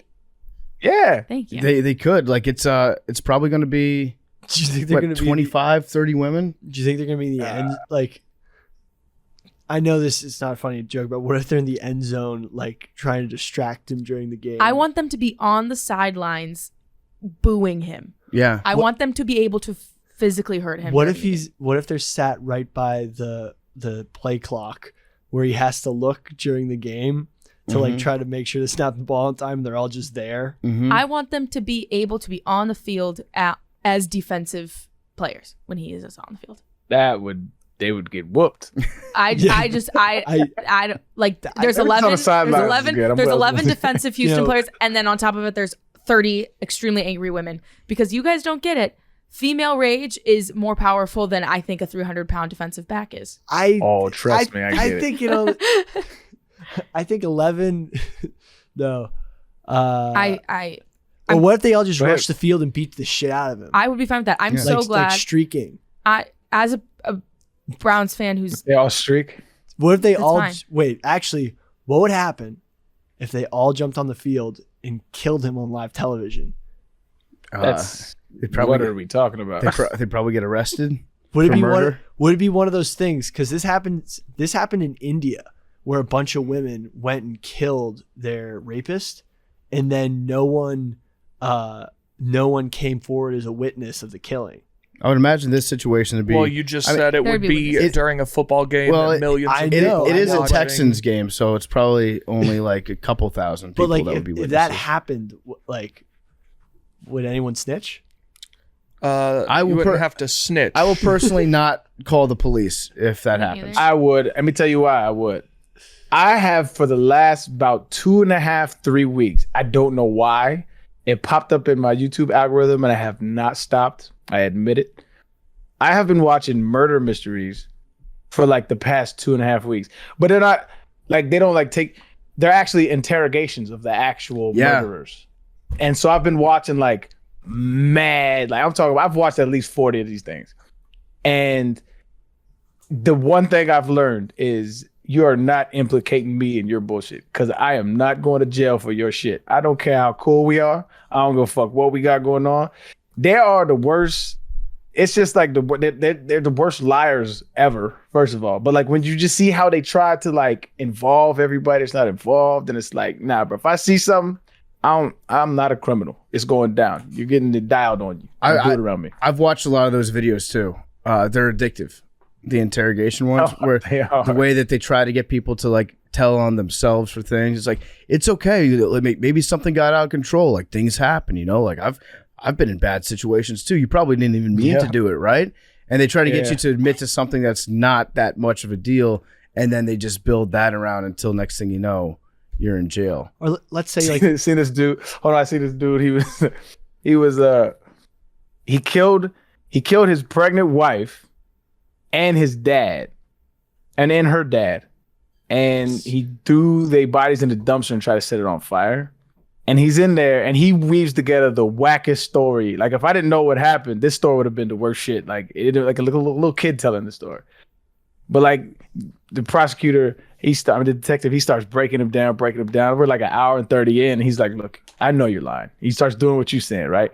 And he's like, dude starts breaking down. He starts crying. He's like, now you just tell me what happened. You know, it's best for you right now if you just tell me what happened.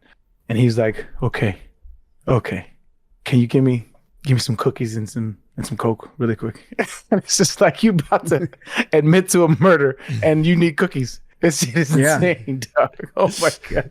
I saw another one with this dude that was being interrogated. Like they're really digging into him, being like, okay, how did your girlfriend end up dead? She's dead with a gunshot wound. What did you do to her? What'd you do? And he's not making any sense with his answers. And after about an hour of interrogating him, they lean over and they're like, let me take a look at your face. And they notice that the dude's got a gunshot wound in his head. And he had been shot in his head like 2 days ago when they killed his girlfriend. And the people that did that to her did that to him. And then they have to like take him to the hospital. He almost died. He has like permanent brain damage. Oh, I saw that too. Yeah, because they were like, they thought he did it. They thought it was him, but they didn't realize that he was literally bleeding from his face because he got shot in the head. Yeah. All right, we're about to jump into MBS world with Felix. And before we do, it's brought to you by our good friends over at Game Time. We use Game Time all the time. We're going to start going to some hockey games here pretty shortly. Avery, I know you've been going already. Yep, it's been bad. Tough start to the season. Where are we at right now?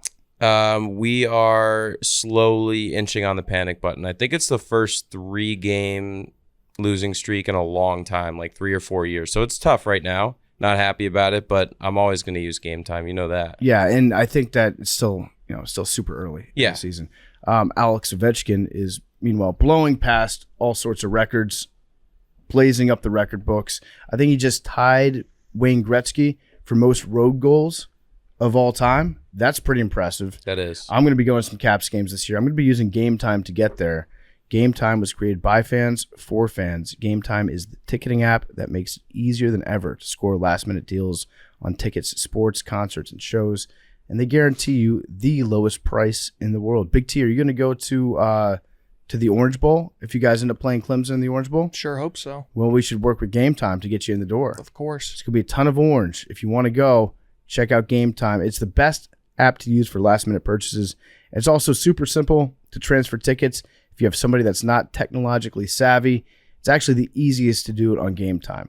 We've had tons of Barstool fans using it, hitting us up on social media about the great deals that they're getting.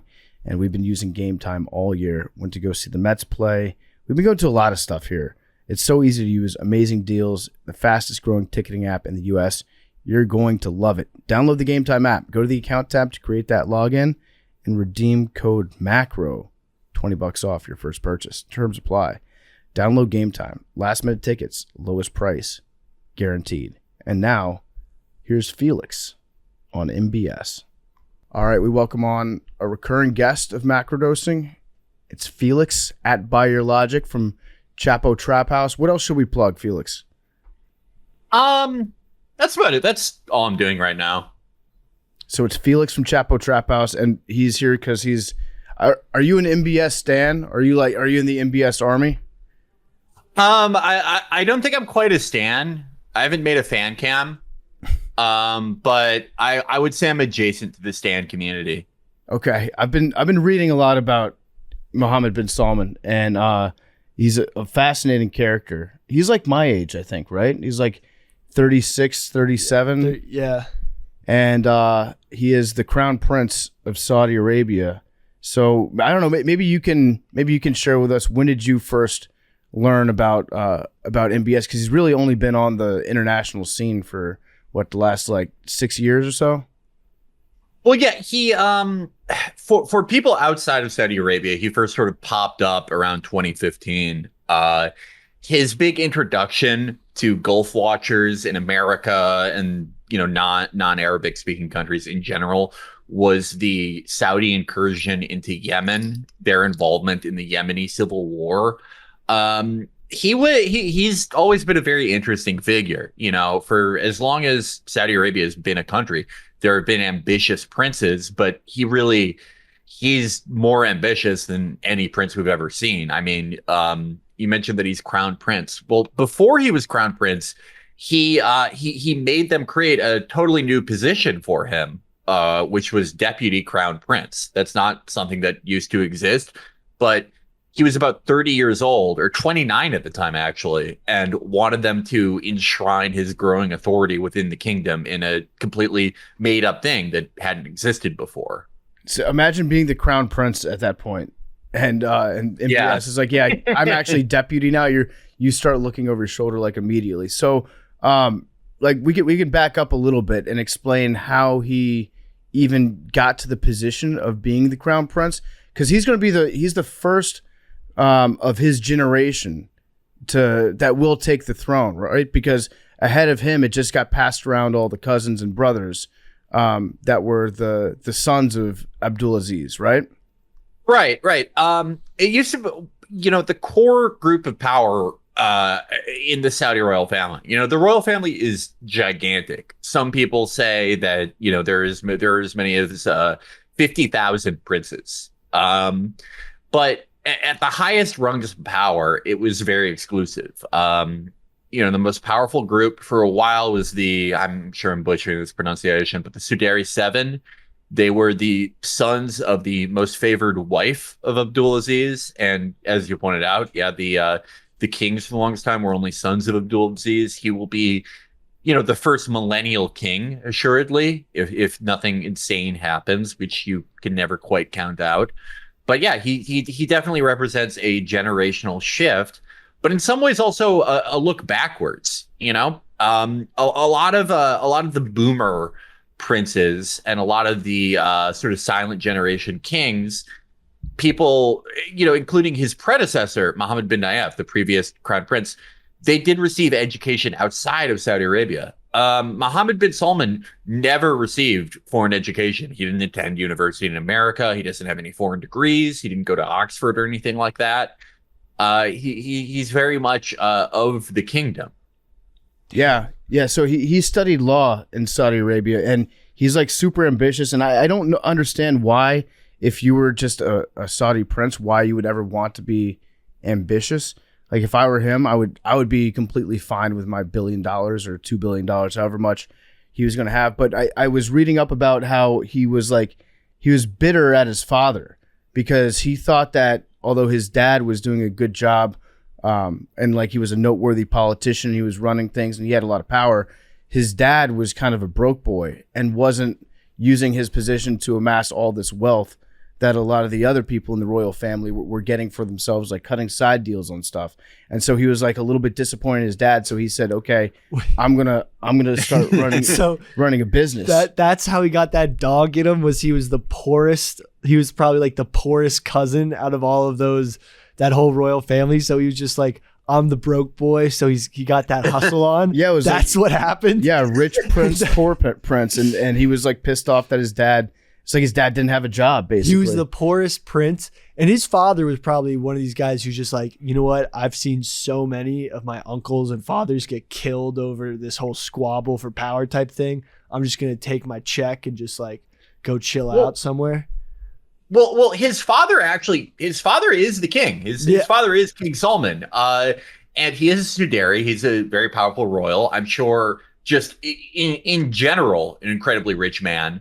But in comparison to some of the other princes, it has been alleged that he's not quite as rich as he could be. Yeah. So where does his dad stand? If we're talking about like, if you're looking at the spectrum of secular to super religious and conservative in Saudi Arabia, where is his dad on that spectrum? Because it's been alleged that MBS, he's more towards the secular, or at least he's in favor of appealing towards some of the more secular younger generations that are growing up. From his family's standpoint, where is the king on that spectrum? Well, it's sort of weird to game this out because, technically a lot of these changes are happening under King Salman. But of course, it's the most likely thing is that most of these changes are being spurred on by MBS. King Salman he's very old. There's alleged to be kind of a Woodrow Wilson thing going on where he's almost totally debilitated. But if you were gonna discount the immense unprecedented power of MBS as deputy crown prince and then crown prince, you would have to say that he's one of the more secular reforming kings that they've had since Faisal. Faisal was, of course, devoutly religious, but he initiated a lot of reforms that were, ended up pissing a lot of people off and ultimately causing his own death. Bill, you got anything? My question was his whole his whole rise to the crown and how he basically changed it from the eldest brother getting the crown, as opposed to that's how the delineation was done before, to him getting it. Was that him specifically, his moves, MBS, or did his father actually make that proclamation on his own? Was it his move or his father? I would be shocked if King Solomon came up with that on his own. I mean, he's pretty far gone at that point. I think that was pretty much just an MBS project. So MBS, he's a big dude too. He's like 6'4", probably 230, 240. The king or the son? The son. The son I looked up is only 6 foot. I was wondering if he should have been Muhammad bin Ballin, like Osama, because everyone's like the Osama. Terry Rozier tweet. Yeah, but I thought he was taller than that. I thought he was only like 6'3", 6'4". So, but he's still a big boy. He's a little chunky. But he is the dude loves to spend money. And I was looking at some of the stuff that he's purchased in the last, just several years. What's your favorite purchase that he's made? And then I'll tell you mine. Well, I like the most recent. The most recent one is rumored. He denies this, of course. But you were at the World Cup. The Saudi soccer team, of course, upset. Every massive upset. They beat Argentina. MBS is rumored to have bought the entire team Rolls Royces, which I think is very fun. If he did that. That's good. I like that too. My favorite is that he bought a Leonardo da Vinci painting, and he had one of his agents or like an intermediary purchase it at auction for him, and they said, we're going to take this back and we're going to put it in the Middle Eastern Louvre that we have, so it's going to go into a museum. It'll have a good home. And then MBS was like, just put it on my yacht for me personally, so I can just look at it, and all my guests can look at it. And so he bought for $500 million almost, and then he put it on his $500 million yacht. Can I read you my favorite quote of his? Yeah. As far as my private expenses, I'm a rich person and not a poor person. Facts only. Love this guy. Yeah. Spot the lie. So how much money does the Saudi royal family have, do you think? I've read anywhere between like $1 and $5 trillion. Yeah, that people generally throw out the $1 trillion figure. I would be pretty surprised if it was anything less. The thing that I think is particularly special about like these Gulf monarchies, these petrostates that have either majority or fully owned their state oil companies for decades now, is that someone, Elon Musk is worth $150 billion, right? But that's the vast majority of it is equity in, SpaceX or Tesla, these things that he can't exactly go out and sell $150 billion worth of. Whereas with Gulf monarchs, and especially the Sauds, so much of that wealth is, if it's not, in cash exactly, it's in very liquid assets. It's, they're able to take, like a $500 million just instantly, just take it out like that. It's probably the biggest pool of liquid assets owned by a private family in the entire world. Yeah. So Aramco's market valuation was $2.43 trillion. So yeah, that's their main moneymaker. And so one thing that he's trying to do is to diversify his portfolio, because he knows that 100 years from now, 200 years from now, the market is not going to be the same as it is right now for oil. So he's trying to spread that money around, try to make it grow. I don't know if he's going to be successful or not in everything that he's trying to do, because he's buying up a lot of assets. He's investing in a lot of American companies, whether it's like film, whether it's like restaurants. The Public Investment Fund of Saudi Arabia is spending money like everywhere. They're just getting into every single industry. But a lot of the stuff that he's doing is trying to like increase soft power for Saudi Arabia, like the Live Tour, which is basically just a giant commercial for Saudi Arabia, and the money that he spent on is like a drop in the bucket. But I in a weird way, it's almost kind of backfired where he's spending that money on the Live Tour, but the media is, for the most part in the United States, only covering it by saying like, hey, this is a blood money golf tour. So I don't know if he's going to be completely successful with everything that he's trying to do, but he's definitely trying to diversify a little bit. And I feel like, I don't know what your thoughts are on the Live Tour. Maybe things will like die down over the next year as it keeps going on. But so far, it's just basically been like a moth to a flame for journalists in America to be like, hey, it's a bad guy giving money here. Right. It's we've seen similar things too. You pointed out that a lot of these purchases are very, soft power. They're cultural purchases. It's not.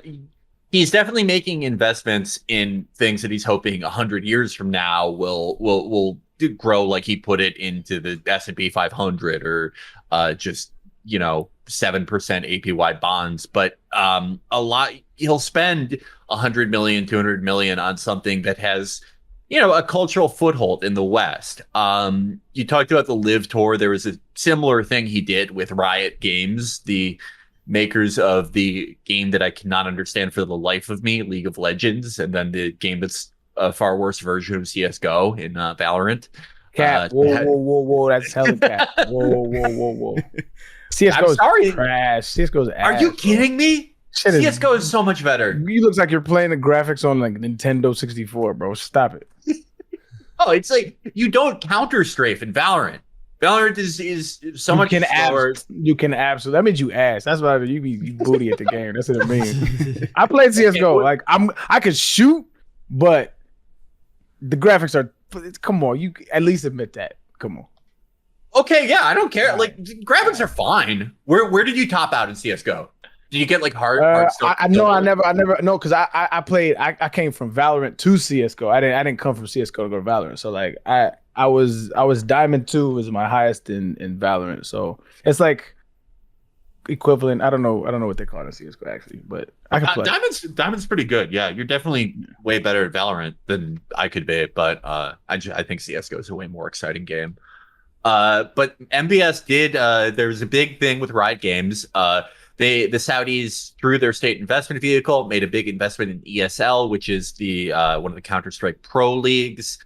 They want it to be normal, to have big sporting events, whether it's golf or esports or probably in their wildest dreams, football games or NBA games in Saudi Arabia.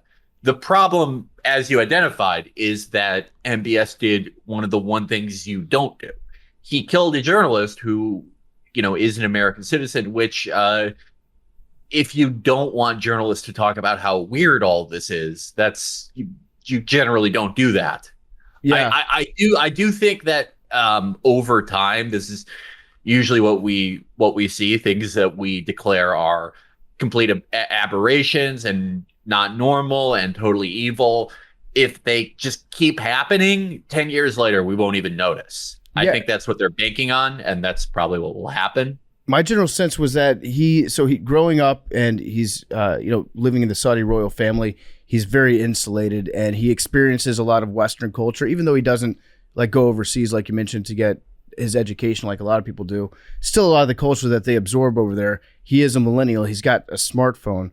He basically enjoys Western culture, but he's completely separated from it and insulated from it.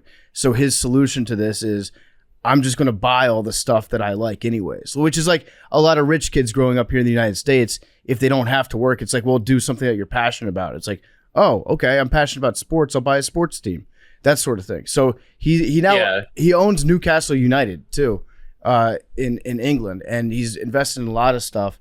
And it is funny because there's probably a lot of things that he's done that Western journalists could point to and say, here's proof this guy is not a good person. You don't want to be in business with him. Like what he's done in Yemen, which is essentially, so if you're not familiar with the war in Yemen right now, is it the Houthi rebels? Houthi rebels? Yeah, Houthi. They seize control, and Saudi Arabia is claiming that they're backed by Iran. And so Saudi Arabia then has imposed a blockade on the city, essentially strangling the city and causing anywhere between like 10,000 and 100,000 civilian deaths, with probably more on the horizon because there's a famine going on there right now. So his actions over there are probably or definitely easier to point to and say like this is a bad individual. But the fact that he got tied in with the murder of Khashoggi did give red meat for the press to say he murdered a journalist. This is why he's a bad dude. And there's actually, I don't know if you've done any background reading into Khashoggi and like where he came from and his whole story, but it's a lot more complicated than him being a columnist for the Washington Post. Right. Oh my God. I get yelled at a lot. I got so yelled at for saying that, because for saying that like what MBS and the UAE, the Yemen incursion, people say is a bigger UAE project. But it's unusual for the Saudi military to go so far outside its own borders like that. But that is a far worse crime than what he did to Khashoggi. And Khashoggi, as you said, he was a player in court politics. Are you guys saying he was asking for it? No, I'm saying. I don't think it was right. You see what he was wearing, Billy?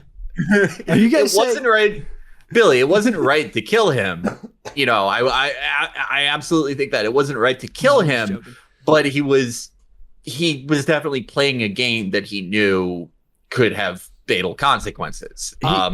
He definitely did not deserve to die, but it's a bit of a complex story. He grew up involved in the Saudi court, right? And he was on the side of the Saudi royal family, and then he started to go against the Saudi royal family, and he had a big falling out with them, and he started some Twitter campaigns, and he was definitely on the attack against the royal family. So I'm not saying he deserved it either. I'm saying from Saudi Arabia's point of view, this was one of their own guys, right? That is now like talking shit on the outside about him. It had nothing to do, I don't think it had anything to do with like the columns that he was occasionally writing in the Post.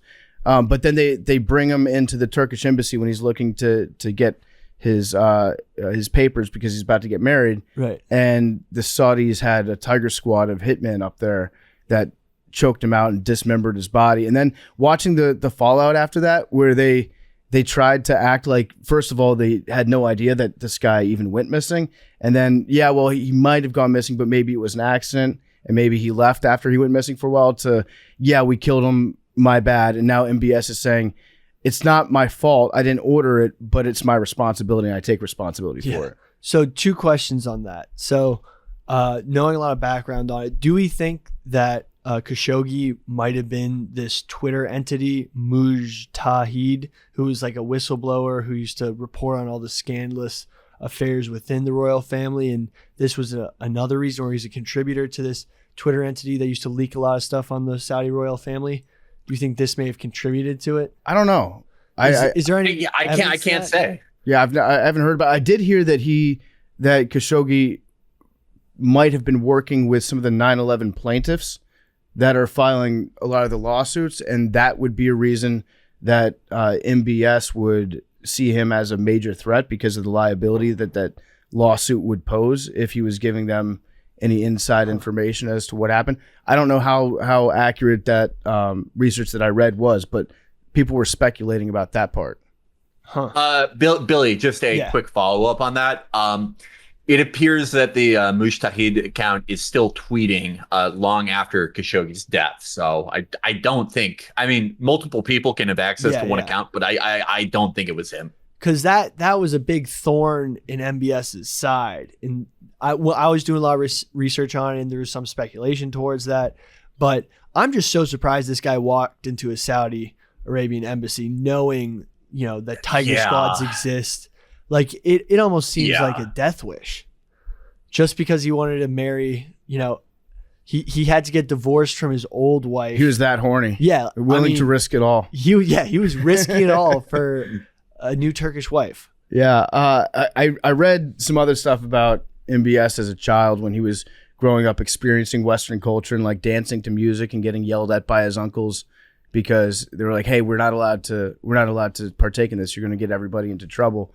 And I read about when he found out about the 9/11 attacks. So he was probably what, like 12, 13 years old. He was your age. Yeah, maybe a little bit younger. And so he found out about the attacks. And he's told people, at least recently, his response was he wanted to kick those hijackers' butts. He was really mad at them when he found out this was going on. I don't know whether or not to believe in that, but it's interesting to hear about like his perspective as somebody, you know, in Saudi Arabia, in the government there, going through that time period. Well, he had a very interesting upbringing. He loved Western music. Do you know he was a big Civilization player? He was a huge gamer, loved playing Civilization. His favorite game to play. He would play it for 12, 13 hours at a time. I didn't know that. Oh yeah, if there's one book I can recommend on Mohammed bin Salman, it is Madawi al-Rashid's book. She's, in my opinion, one of the best scholars on the Kingdom of Saudi Arabia. But The Sun King by Madawi al-Rashid came out in 2020. So he's a massive gamer. He should go on Twitch. He should be. I think he would do great on there. I mean, Saudi youth do really like him. A lot of like young people there really like him, and he obviously loves games. He's invested millions into Riot Games and ESL and all of this. Yeah. So he I read that over 50% of Saudi Arabia is under the age of 30 right now, which is just a crazy stat if that's true. And they have the highest smartphone usage of any country in the Middle East by far. And so he is like trying to tap into the millennials and the Zoomers that are coming up right now. And he's made a lot of reforms, which is why when he first kind of came on the national stage and people are talking about the Crown Prince, he's kind of leading the country.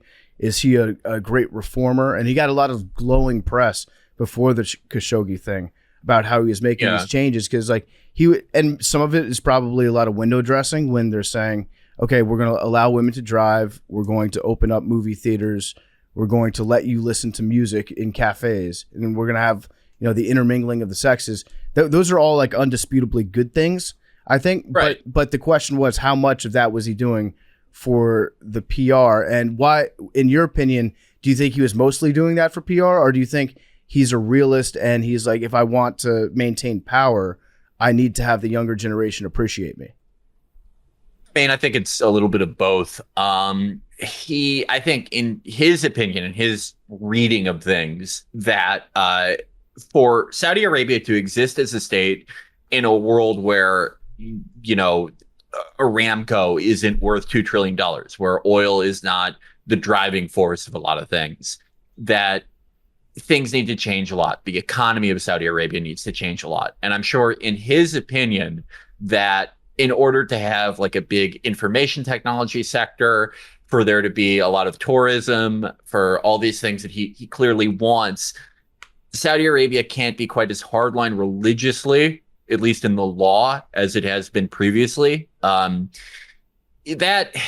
the amount of power that Saudi religious police have, and the amount of power that hardline clerics have, that started about 50 years ago. They were always powerful. They were always powerful because Saudi Arabia, when they were first experiencing that first glut of oil wealth, they needed teachers, they needed schools, and they didn't really have their own teachers, and they brought in teachers from Egypt. And those teachers were Ikhwan. They were a Muslim Brotherhood.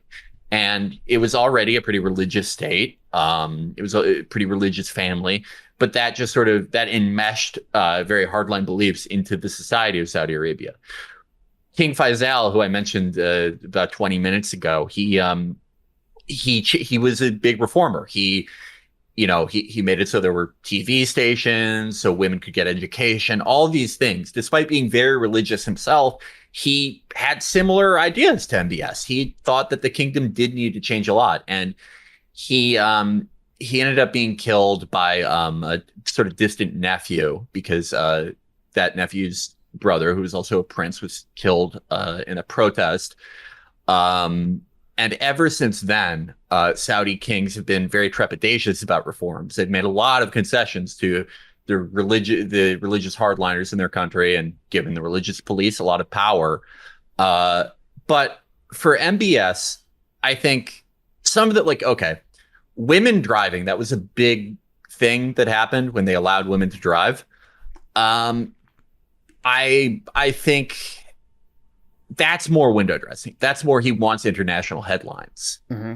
It's a good change, absolutely. But if you look at the other rules around women, there still were problems like, the laws around female guardianship. There were still a lot of restrictions on what women could do. And with all things Saudi Arabia, you kind of have to realize that like any expansion of rights that they claim is happening, that's only happening for a few people. It's very much delineated by class. It's only really happening if you are, if you're Sunni, if you have money, if you're not a migrant worker. There are still if you're a migrant worker or you're Shia or you're any of these other things, it's still a very difficult place to live, and it's still an incredibly restrictive place and scary place to live. Really? Do the religious police over there, do they still have like the authority that they used to? No, they don't have quite the authority that they used to. So do you think, this is my, do you think that like I said, a lot of it is window dressing, but do you think that a lot of it can be just like culturally enforced, as like maybe there is some sincere push for some kind of progressiveness, but a lot of it is just culturally enforced, embedded? I do think that part of it is sincere. I do think that he does have he and a lot of other people and a lot of his supporters do have these sincere beliefs that the kingdom does need to change culturally. I think, I don't know. We'll see how it plays out. I mean, there are risks to changing that, that Faisal experienced and that other princes in the kingdom have experienced from hardliners. But MBS certainly seems more ready for confrontation than a lot of others. Yeah. But he still execute several women's advocates who are not protesting, but he did, even though he made these allowances for women, he ended up executing some activists. Yes. Yeah. And that is, at the end of the day, if it's still just as dangerous to be pro-democracy or to have any type of dissident opinion or to be gay or to be an atheist, it's still just as dangerous, especially if you're a woman. And there are still tons of executions to this day. Yes. I listened to a podcast of these two evangelical women that they went over to Saudi Arabia on like, I don't know, a Christian outreach ministries trip or something, invited by the court, and they got to meet with MBS over there, and they like prayed for him, and one of them like tried to convert him to Christianity during their meeting, and you could tell like from how they were describing it, he was just like smiling and nodding and just basically being like, I'm just here so that you go home and you tell everybody what a great guy that I am. But they thought that this was like their moment from Jesus. It's like, you've been chosen to convert the crown prince of Saudi Arabia to Southern Baptist. I actually saw a woman try to do that at an airport bar once. It was probably the same vibes. Yeah. I mean, what if she had done it though? Like, shooters shoot. You never know. There was a dude that did that. What was that island? The Senegalese, the northern Sentinel Island. Yeah. There was a dude that went there, like, and his mission was like, and so he paid like some boaters to stay out there for like 4 or 5 days or however it was, and he kept going back and they liked him and yada yada yada. But like one time he said, "Don't come back," and that was the last time they seen him. They put his body up on stakes. It was like, yo. Yeah. Speaking of island adventures, what about his kick-ass party that he threw like 3 years ago? MBS and a bunch of the other princes, they got this island, I think it was in the Indian Ocean, and basically they flew in 150 Instagram models from South America, Eastern Europe, had them all tested for STDs, and then set them up in these deluxe villas, and Pitbull performed. I think like J-Lo was scheduled to perform also for this like private party, and they had a fuckload of cocaine. And That's then not haram. Yeah, so I mean, they were going to have the best party of all time until the liberal media found out about it, and then they blew up his spot, and he had to get out of town because his uncles were probably mad. But he was going to have an awesome party, like by any objective means. The guy throws a rager, but like, is he? So that leads me to question, like, how much of the religious stuff does he actually believe in at the end of the day, and how much is he just like pretending to? I mean, you see the same thing in pretty much every Gulf country. Everyone will preach one thing, and the religious hardliner stuff for a lot of these countries, it was a practical deal they made. You know, it's a great way to execute social control. It's a great way to keep everyone in line. A lot of the times, the place you're ruling over was already pretty religious. But, you know, let's not get confused. These are incredibly rich guys who, you know, look, if you're an internet celebrity, you have one way of flying women out.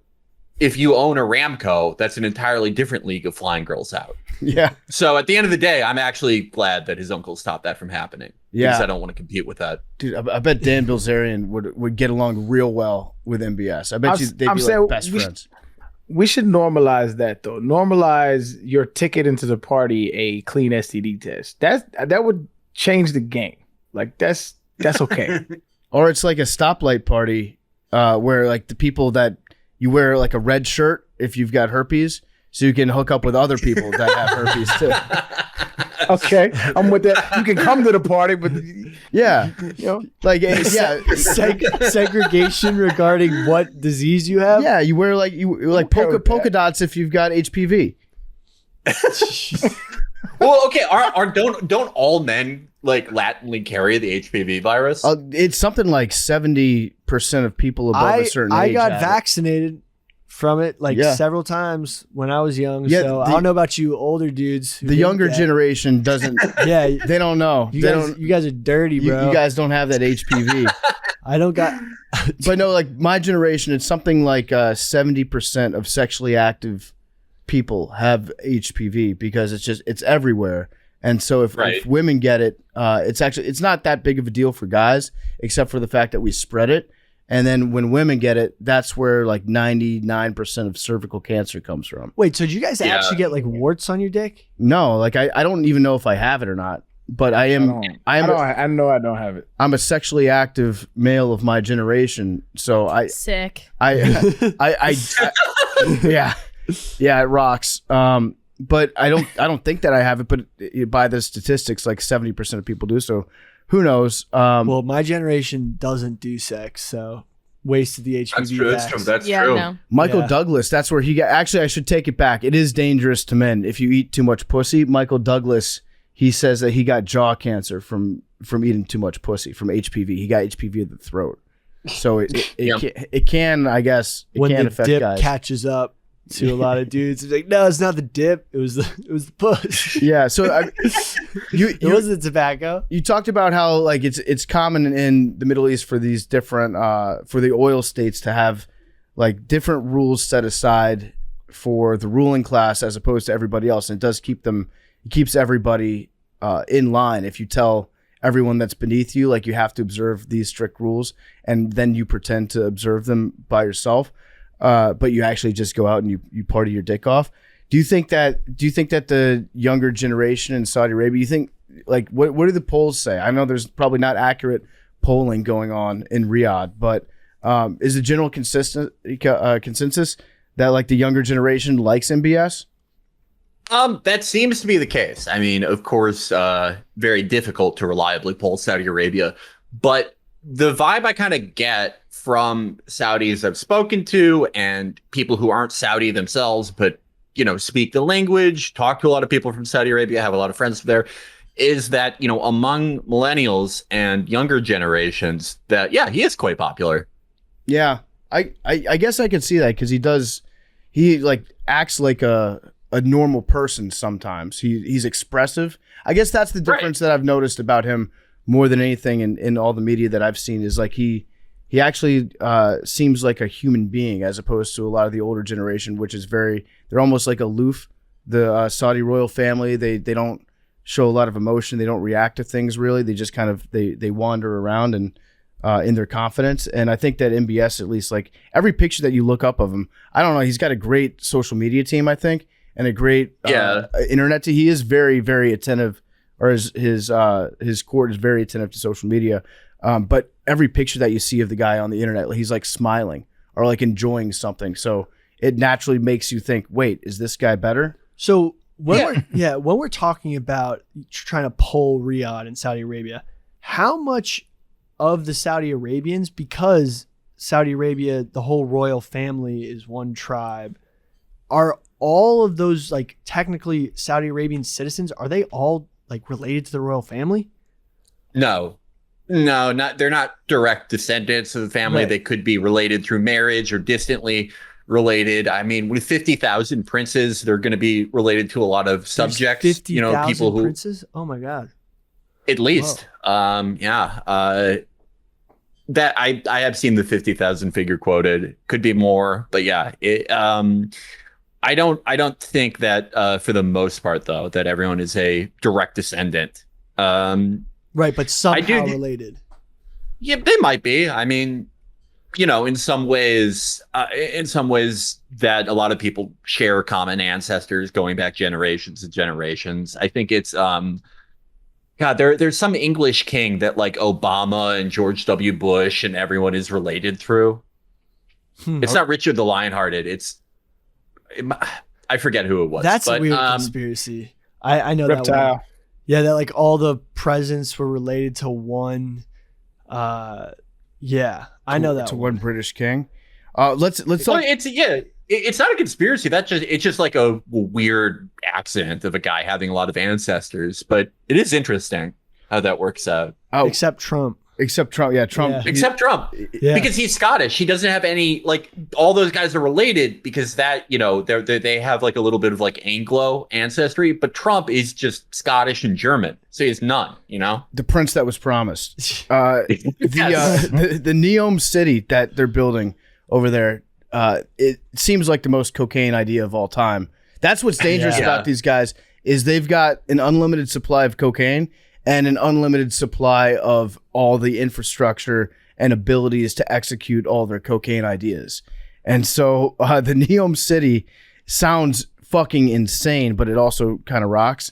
They're trying to build a line in the desert that's like, 2,000 feet tall, which is taller than the Empire State Building. And it's going to be about 200 meters wide. And then the line itself is going to stretch out. I forget how long it's going to be. It's going to be something like, I don't know, 150 kilometers. Yeah. And it's just going to be a massive city with everything built on top of each other, where you can just walk anywhere. That, like, any place that a human being would need to go in a city would be within a 5-minute walk inside this giant line in the desert. And he's starting. I think they're going to try to start construction on it pretty soon here if they haven't started already. They claim that they've already started it. Yeah. There's just no chance that this works, right? No. I mean, the only state that I could possibly see being able to construct something like this would be China. And this is like too stupid of an idea for China to make. So I don't think this is going to be real. The Chinese don't do enough cocaine. It sounds like Akon. Like Akon City. Yeah, Akon's cryptocurrency city. Yeah. Shit. What was the name of his entire country going to be? I think it was supposed to be Akon. Wait. Akon said whatever it is. Like this. It sounds exactly like the Akon Utopia, except it's going to be in Saudi Arabia. It was just called Akon City. I can think of a couple problems with this city that he's trying to build. One, it's in the middle of the desert, who's going to live there? Like, who's going to volunteer? He's counting on maybe 5 million people volunteering to just move to Saudi Arabia to live inside this line that he's building in the desert. I don't see that happening. Then you'd have to figure out where to get all the workers to build it, and they would all be the migrant workers that you'd have to bring over to build this giant place. But still, that's a shitload of hiring and managing that you'd have to do, and that sucks. That's a pain in the ass that no one's going to want to do. Donnie and I looked into this, and also it's supposed to be totally renewable. So they're just inventing the city that's going to take away their their fossil fuel resource capabilities, because they're going to build a neutral city, carbon neutral city, and just invent the thing that's going to put them out of business. Yeah. Do they have any celebrities like endorsing the line?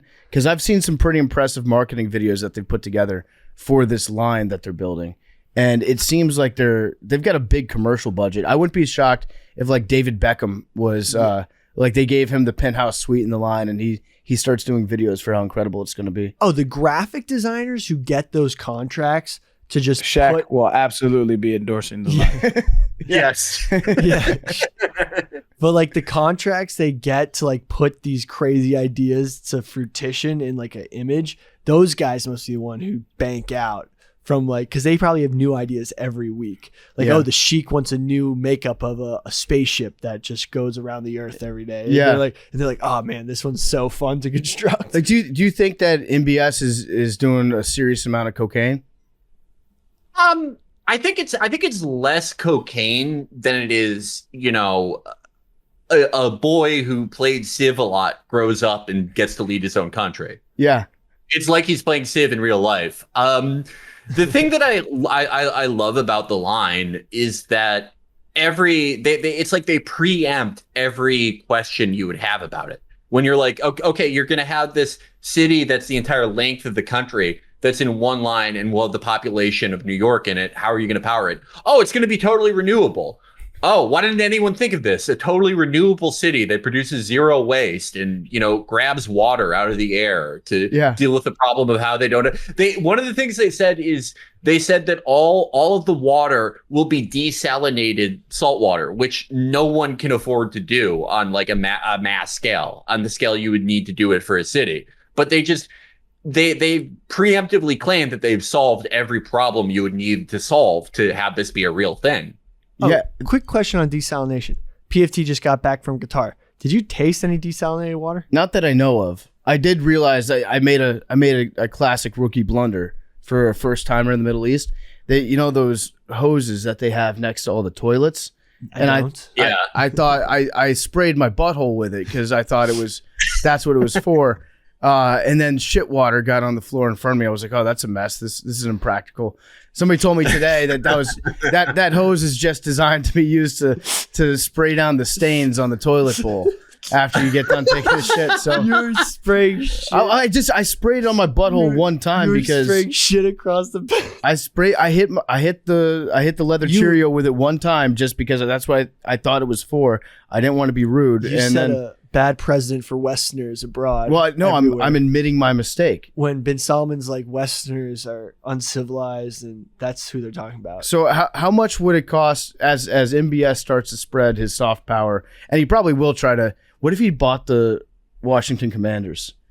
That's probably next up on his list. Is like, you know what? He actually might, because the person that's rumored to buy it right now is Jeff Bezos. And MBS has beef with Jeff Bezos for some reason. And so nothing would make him happier than to buy the Commanders. And then I'd have to root for MBS for my entire life. So, Felix, the Jeff Bezos story is one of the most hilarious incidents of international espionage that I've ever heard about. You want to walk us through what happened with that real quick? Yeah. So this was a crazy story. So yeah, MBS and MBS and Jeff Bezos, they do not like each other. MBS, his security team, his own private spies hacked into Jeff Bezos's phone and published his dick pics and his sex to Lauren Sanchez. That's her name, right? Yeah, his girlfriend. His current girlfriend, the infamous text, "I love you alive, girl." That's where that came from. That is out in the world because of MBS. They have smoke with each other because, MBS did kill a Bezos employee. Khashoggi was a writer for the Washington Post. Yeah. And they, as you would expect for two guys with such immense resources, so much resources that they themselves could be nation states. yeah, they have conflicting interests. Yeah. And we've gotten some really funny stuff out of their conflict. Yeah. So what I read was that MBS met Jeff Bezos. They met face to face. He got Jeff Bezos's WhatsApp number because he's like, let's text, let's link up later and build. Bezos gave him the number, and then they text, they exchange pleasantries occasionally. And then at one point, MBS sent a video link in WhatsApp to Jeff Bezos, like from his personal number to Jeff Bezos' personal number.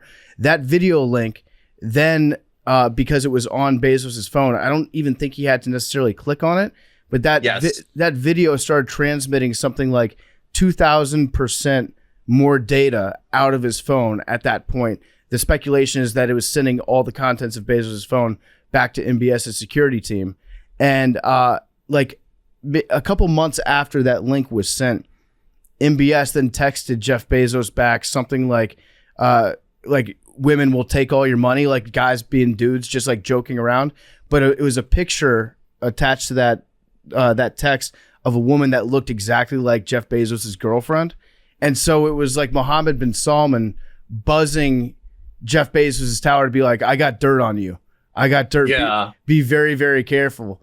And then it came out later that it was actually him that hacked into his shit and then started sending out his dick pics to the press and stuff. That was crazy because player move. What a player that move. was. I think that was the first time the world got introduced to that Pegasus spyware technology, which was like Israeli produced. That was used by big And there's a lot of weird overlap between Saudi and Israeli national security states. They have collaborated under the table for quite a long time now because they share a lot of common goals and common enemies. They're both wary of Iran and Hezbollah, but they're definitely communicating in some ways. And yeah, this was Israeli software.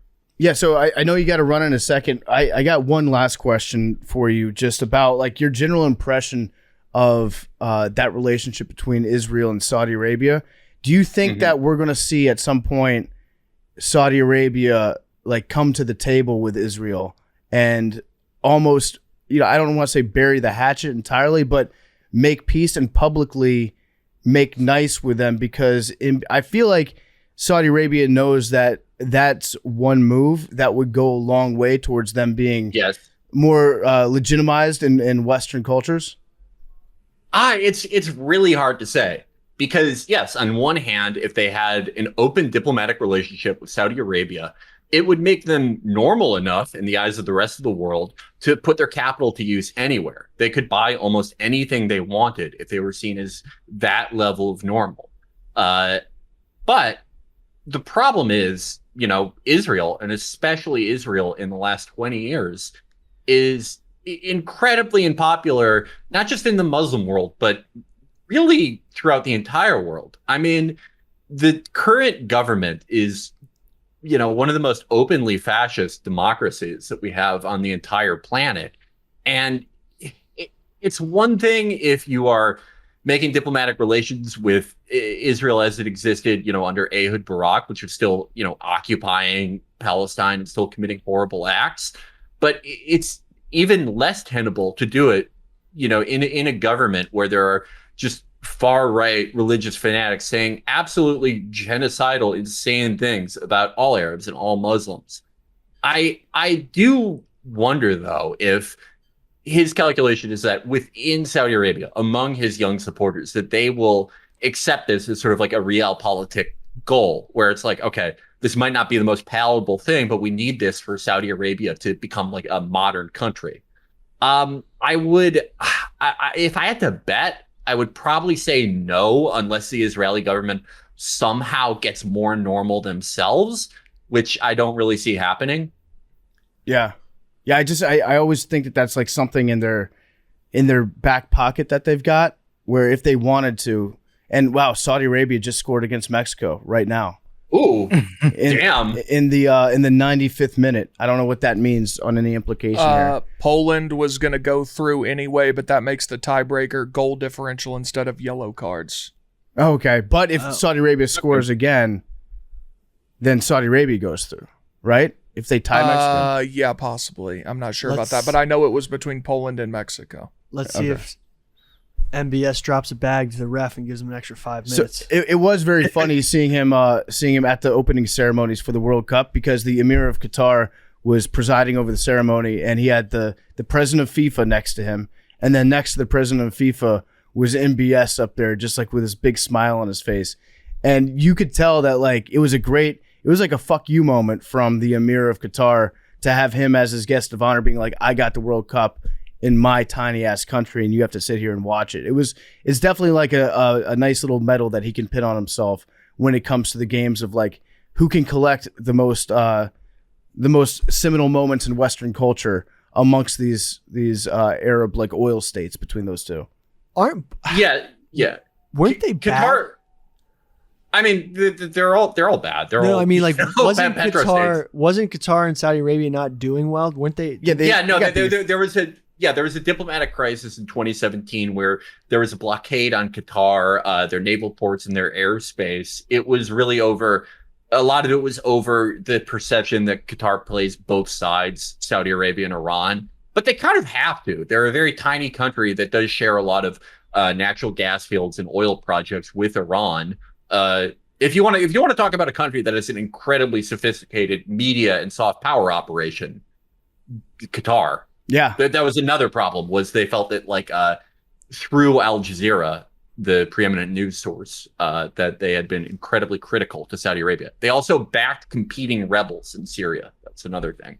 Yeah, no, they got beef over there, and we could talk for a long time about Qatar because I've learned a lot about that firsthand. But I know you got to go. We'll let you run. Felix, thank you for joining us, and Thank you for having me. yeah, come back again sometime. Thanks, Felix. Absolutely. See you, buddy. Thanks, guys. Yep. All right, my See ya. G. Bye. See you guys. Arian's got beef with him over. Was it Counter Strike? Yeah, CS:GO is weak, dog. What is that? CS:GO is like, so when people explain Valorant is like Overwatch mixed with CS:GO. It has very precise gunplay, right? Where you have to like really, it's not like Call of Duty where you can just spray. It's like very precise gunplay. That's what CS:GO is known for. But Overwatch had like agents with like abilities and stuff like that, and so it's like a mash of the two. And CS:GO players traditionally don't really like Valorant because one, it's drawing a lot more players, but two, it's a lot more busy than CS:GO was. Got it. All right. Well, now it is officially official. Mexico has been eliminated. First time in 44 years eliminated in the group stage. That's a real shame. Hate to see that. Oh, wait. So they won the game, but they're still eliminated? Correct. Oh, my there's God, crying they're all fans. crying. Oh no. Just because they couldn't. So they had to shut them out in order to win? It was down to goal differential. So they ended up with the same amount of points as Poland, but they needed their goal differential to be higher, which they finished with a -1 goal differential and Poland finished with 0. Damn, and it was just a garbage time bucket too. They were gonna not go through anyway because the tiebreaker after that is yellow cards, which is pretty crazy. They should just do Goddamn. shootouts and just get some wins. Yeah, this shit weak. That Yeah, shit is- I mean that's just antithetical to like sports. You should just try to win, Mm-hmm. like not this extra shit. Yeah. So it's bad news for the United States that we have to potentially, and I am looking ahead after we beat the Dutch, but that will be matched up most likely against Argentina. Fuck it, we ball. Yeah, Yep. Fuck it. We ball. Let's do it. Also, Mexico getting eliminated is funny.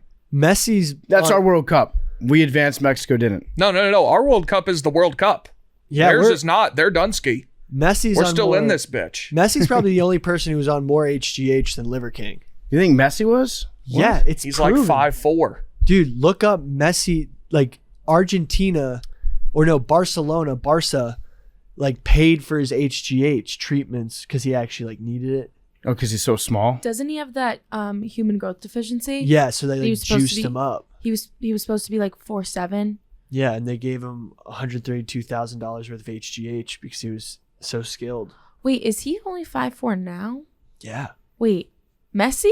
yeah. Like the famous Messi He's is not 5'4". He's 5'7". He's small. still. Soccer like players huge. are usually not that big. Yeah, it's not really beneficial to be super tall unless you're a striker and you're going for headers. How tall is? I thought defensemen were. Some of them are. Yeah. I guess that's true. Like Van Dyke. Some Wouldn't you want to fullbacks. be a tall goalie? Yeah, but you don't want to be too tall. Because then You're far from the ground. Like if somebody were to shoot Yeah, a shot wait. down by your legs, and you're a tall person, that would be bad. Good question though, Mad Dog. No, I just think it's funny. PFT's like, you can be too tall. How tall is Cristiano Ronaldo? He is. I think he's what 6'4"? 6'3", something Wait, like so that. then what's that? He's a striker. So he wants to be tall. He wants to be tall. Okay. Yeah, I have no for idea. headers. Hockey's like Is that.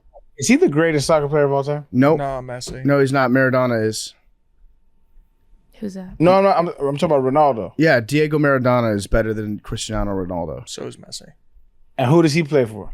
Diego, He is passed on. he died 2 years ago. He used to play for Argentina, and he played for Napoli and a lot of other teams. But he was probably more like 5'5" from Argentina. He was like 5'5". He was fat. He did a shitload of cocaine. And he had a mullet, and he was the greatest soccer player to ever play. Hockey players low key short. Yeah, some of them. Then there's some huge dudes. There's some big ones too, but everybody looks a little bit taller on the skates. But when you see a hockey player in public, you are usually surprised about how small they are. You should see D3 hockey players. Pretty small. You thought they were NARPs. What's a NARP? Non-athletic regular person. That's So That's what you guys call. What the fuck is that, yo? wait, Arian, never you didn't mind. have that at Tennessee? a NARP? Yeah. No, this is a last 10 years thing. okay. No, this is not a thing in no. When a student NARP? athletes refer to people who are not student athletes, they call them NARPs. We're different. Yeah, or when they're not in season, so like a football player during the spring, they're like, "Oh, it's NARP season," and they can I'm getting old. act, I'm getting old. and they can I'm getting act like old. they have no like. It's honestly obligation. just a douchey thing that athletes I try to can't- act I like they're just- better. I was just can't keep up, here. I was friends in college with the golf team at Miami, NARPs. which they would call us NARPs, and I was like, "You're the golf Yeah, you're on the golf team. Let's pump the brakes. and on I that. love them all, and they're so The- fun. But I was like, I mean, The funniest thing was what's endurance sport athletes are NARPs. what's endurance sport athlete? like cross Like country. cross country or like Yeah. swimming. Yeah. I would agree with that. I could see 19-year-old Billy at school just throwing that term around left and right. Yeah, Billy definitely. You thought less. Yeah, at a school where about 70% of their students are athletes. Yeah. If Billy and I went to college together at the same time, he would. Well, you played rugby. Yeah, but you wouldn't have counted that. It wasn't a varsity Yeah. sport. Well, it could have been. Yeah. No, you would have looked down on me. No, it's all good. Love the NARPs. Like that. There was It's like, also no, it's okay. You guys are cool. It's fine. there was also a term that people in frats used to use, GDIs. Oh, Jeeds. Yeah. Is that what you called it? Jeed. I'm not gonna lie. I've thrown that term around. Goddamn once or twice. independence Yeah. for everyone that's not in a frat. It's like, oh my god. yeah, it's like I've thrown that. That's Not- worse. that is That's worse. Not worse. everything has to be an acronym, though. That's Like, worse. what the fuck? GDI is just people who don't spend money to be in a frat. Like, Yeah, there's like, Billy, you didn't have frats. I know, I was never been in a frat. I know. I threw that term around once or twice.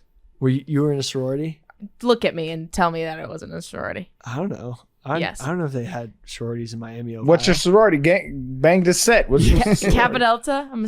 Me and Kelly Keegs are sorority sisters, actually. Oh, I ain't nice. never heard you bang the set before. Why you be so shy about it? Everybody else I know be banging that shit. I Bang. wasn't like that invested in it, like to the point where I would be banging it out on my podcast now. Like, it was fun. they're gonna be mad when you hear you say that. Yeah, they I gonna be like, weirdly enough don't think a ton of my sorority sisters tune in to this. That's a violation. That's a violation. Um, I'm gonna be But honest. I'm now far enough removed from college that stuff I did in college is now like, why did I do that? oh yeah, that's a Just part like, of growing. Like what? That What was you do? stupid. Like NARPs. Like starting to get some Yeah. growth. That shit's pretty trash. Yeah, I appreciate your growth, Billy. sweet. We want to anything else that we want to talk about when it comes to MBS? He killed 81 people in a day, ordered their executions. Oh yeah, he also when he took power, he imprisoned like how many other princes? Tons of princes in the Ritz-Carlton, tortured them. He took out the guy Nayef. I read all these names. I'm very sorry if I mispronounce them. If you're a Saudi prince, we apologize. Yeah, actually, you're happy. You're fine. But he like basically this dude Nayef, he was the next in line. He was like, I'm totally gonna be the next in line. But then MBS started making moves. He became the secretary, like the head of defense, and started the whole Yemen war stuff. Like said it was gonna be a quick, kind of like what Putin said, it was gonna be a quick military exercise in and out. And now they're in like a serious standstill war with the Houthi rebels. And so it kind of had to do with Nayef trying to make inroads with the Trump White House. So Nayef hired the Sonoran Policy Group, a lobbying firm in Washington with close ties to Trump team.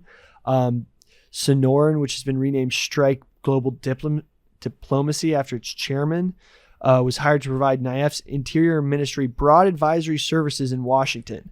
So they were trying to sort of make a better relationship with America, and hopefully that would, confirm that he would become the next. So wait, the crown prince isn't the head of the state. The crown prince is next in line. That's what crown Right. prince means. Next in line to take the crown. And so right now, Mohammed bin Salman's father is the king. Yeah, so But there's still a king. people are saying that he doesn't actually run the country, that it's really MBS's Right. project. But Joe Biden has said that he views the king of Saudi Arabia as his direct counterpart. So any diplomacy talks, like when he went over to Saudi Arabia, I think it was like over the summer, or maybe it was in late spring, and he met with them, he wanted to talk directly with the king, saying that that's his guy, and that MBS is not the legitimate leader yet. Right. So that's what's crazy about this whole thing. MBS isn't even the head honcho, but he's calling a lot of the shots. It's generally regarded that he is in charge of a lot of stuff, but he doesn't have the title just yet. Also, isn't it kind of bullshit that a foreign entity can hire a lobbyist group to lobby our government? Yeah. Kind of problematic. Yeah, I agree. I don't like that. I don't like that at all.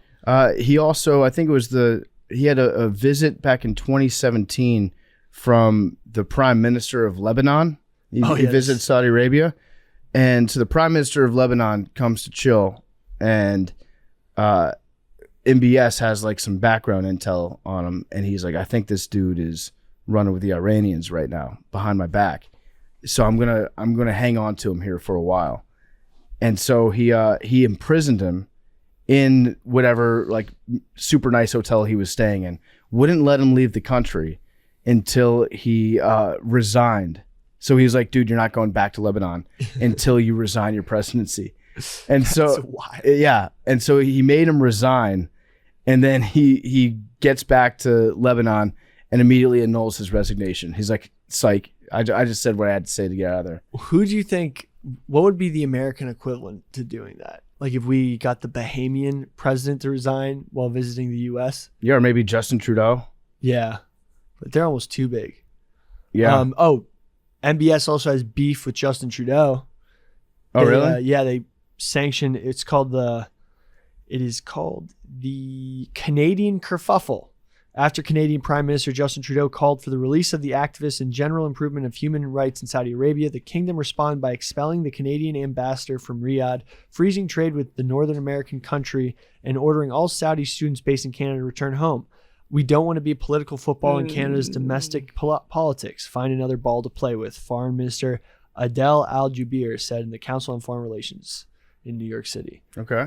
So another beef that was started. And and then he also, this thing with Nayef, so Nayef's like basically imprisoned in Saudi Arabia currently. So the former crown prince is now who MBS took out because MBS is so threatened by him somehow getting back into power and taking the king and the crown. He has him locked up somewhere, and he keeps trying to get his finances out from like Swiss banks and wherever he has resources. But like the power of attorney keeps saying that he must be doing it under duress. So they're trying to conserve all his riches outside of the country. But I wouldn't want to be this guy because apparently, actually, this article came out yesterday in The Guardian explaining that Naif was being hung by his ankles and tortured several times. And Naif just like is in a real bad spot. That sounds bad. Yeah. Yeah, that sounds real bad.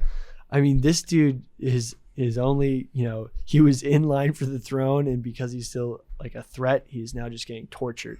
If I was part of anywhere close to this, I just take my Aramco money, run away to the West. Yeah. That's what I'm saying. Like, why do you want all this power? Wouldn't you just be happy with $1 billion severance? I mean, the amount of people that get killed around this family from other people in the family is crazy. Like, they killed a princess.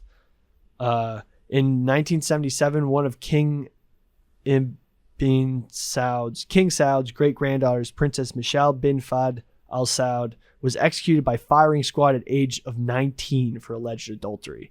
She'd fallen in love with the Saudi ambassador to Lebanon, Khalid, while studying there. Princess Michelle was blindfolded, made to kneel, and publicly executed on the explicit instructions of her grandfather. And Khalid was forced to watch and then was beheaded. Oh my God. That's fucked. That's pretty fucked. That's not lit. I'm shocked that there hasn't been like a Showtime series about the Kingdom of Saudi Arabia. If you want a Succession type show with all the action, like Succession and Yellowstone, I feel have a lot in common in themes, be it in Succession, father, children, like trying to maintain something with longevity and legacy. Like a Saudi royal family type show is historical fact. Like, it would be a nonfiction show and would be filled with all the drama. Yeah. Another purchase that MBS has made over the years is, well, he loves yachts. He's a big fan of yachts.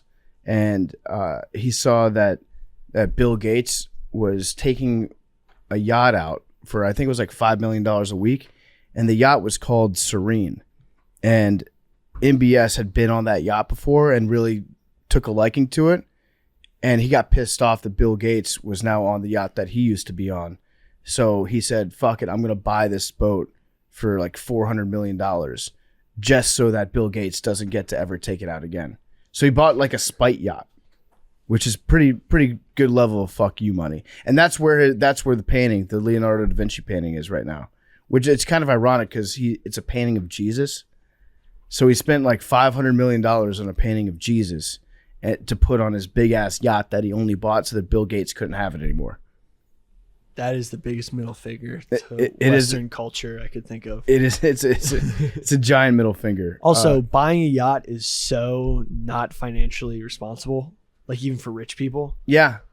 Do you know there's a whole business about leasing people's planes and like expensive assets? So like Taylor Swift's plane got so much burn because she was leasing it to other rich people to use, and that's like the most fiscally responsible way to own. That's the best way to do it. Yeah, to just lease it out to people. I've never really understood yacht life, and maybe it's because I haven't been on a big yacht before. But the people that love yachts, that have like, they put their cars and shit on them, they go sail around the world, and then they like the boats themselves never really look. Don't get me wrong, they look nice. They look very nice. Yeah. But I don't see, when I look at a giant mega yacht like this, I don't see $500 million. When I see like a big ass mansion, like a castle, I could see $500 million. But when it's a yacht, it's like, I don't know. Looking at your t-shirt, Newport, fuck the New York Yacht Club, speaking of yachts. Yeah. Have you ever seen the yachts in Newport? I have not. No, this is just about. Is that Newport, Rhode Island? Yeah, this is about the America's Cup. The Australia USA battle. Yeah. In the America's Cup. Yeah, so but like if you're ever there, you can walk by a lot of the yachts parked there, and you can kind of glimpse inside if you like crane your neck the right way and there's a door open. They're like those mansions on the inside, decoration wise, like interior decoration, all that, like luxury, but it's on a gigantic boat. Yeah, I mean, I understand the concept of it. I'm just saying when I look at him, I don't see $500 million I also think worth of value on that yacht. I think the allure also is about the yacht is that because like famous people get so famous and they like require so much security and privacy. It's self-contained, yeah. It's self-contained. It's you a control- status. It's a status thing. Roman Abramovich, the Russian guy, he has like 3 or 4 of them, and it's a status thing. I was with when we were in St. Martin, we were with the people of the island, and he leaves one there. Not even when he's there, he just leaves it there as like a status thing. And he has this thing called the toy boat. It's the size of one of them, but it's all his toys. There's like smaller boats on it, jet skis. It just carries all of his like toys. Jesus. Like a mini yacht on board the yacht. Yep. That rocks. Yeah. I mean, that's just when you have so much money. you How just don't much know did what he to do sell with it. Chelsea for? Had another couple billion to Yeah. that? Probably didn't even mean anything to him. Are his assets still like frozen? I don't know. I don't think so. Is he a Putin guy? You might. Yeah, and when the whole Ukraine thing happened, they froze all of his assets. That's why he had to sell Chelsea. And they were also like Chelsea couldn't do a whole bunch of stuff, but he sold it for I think a couple billion.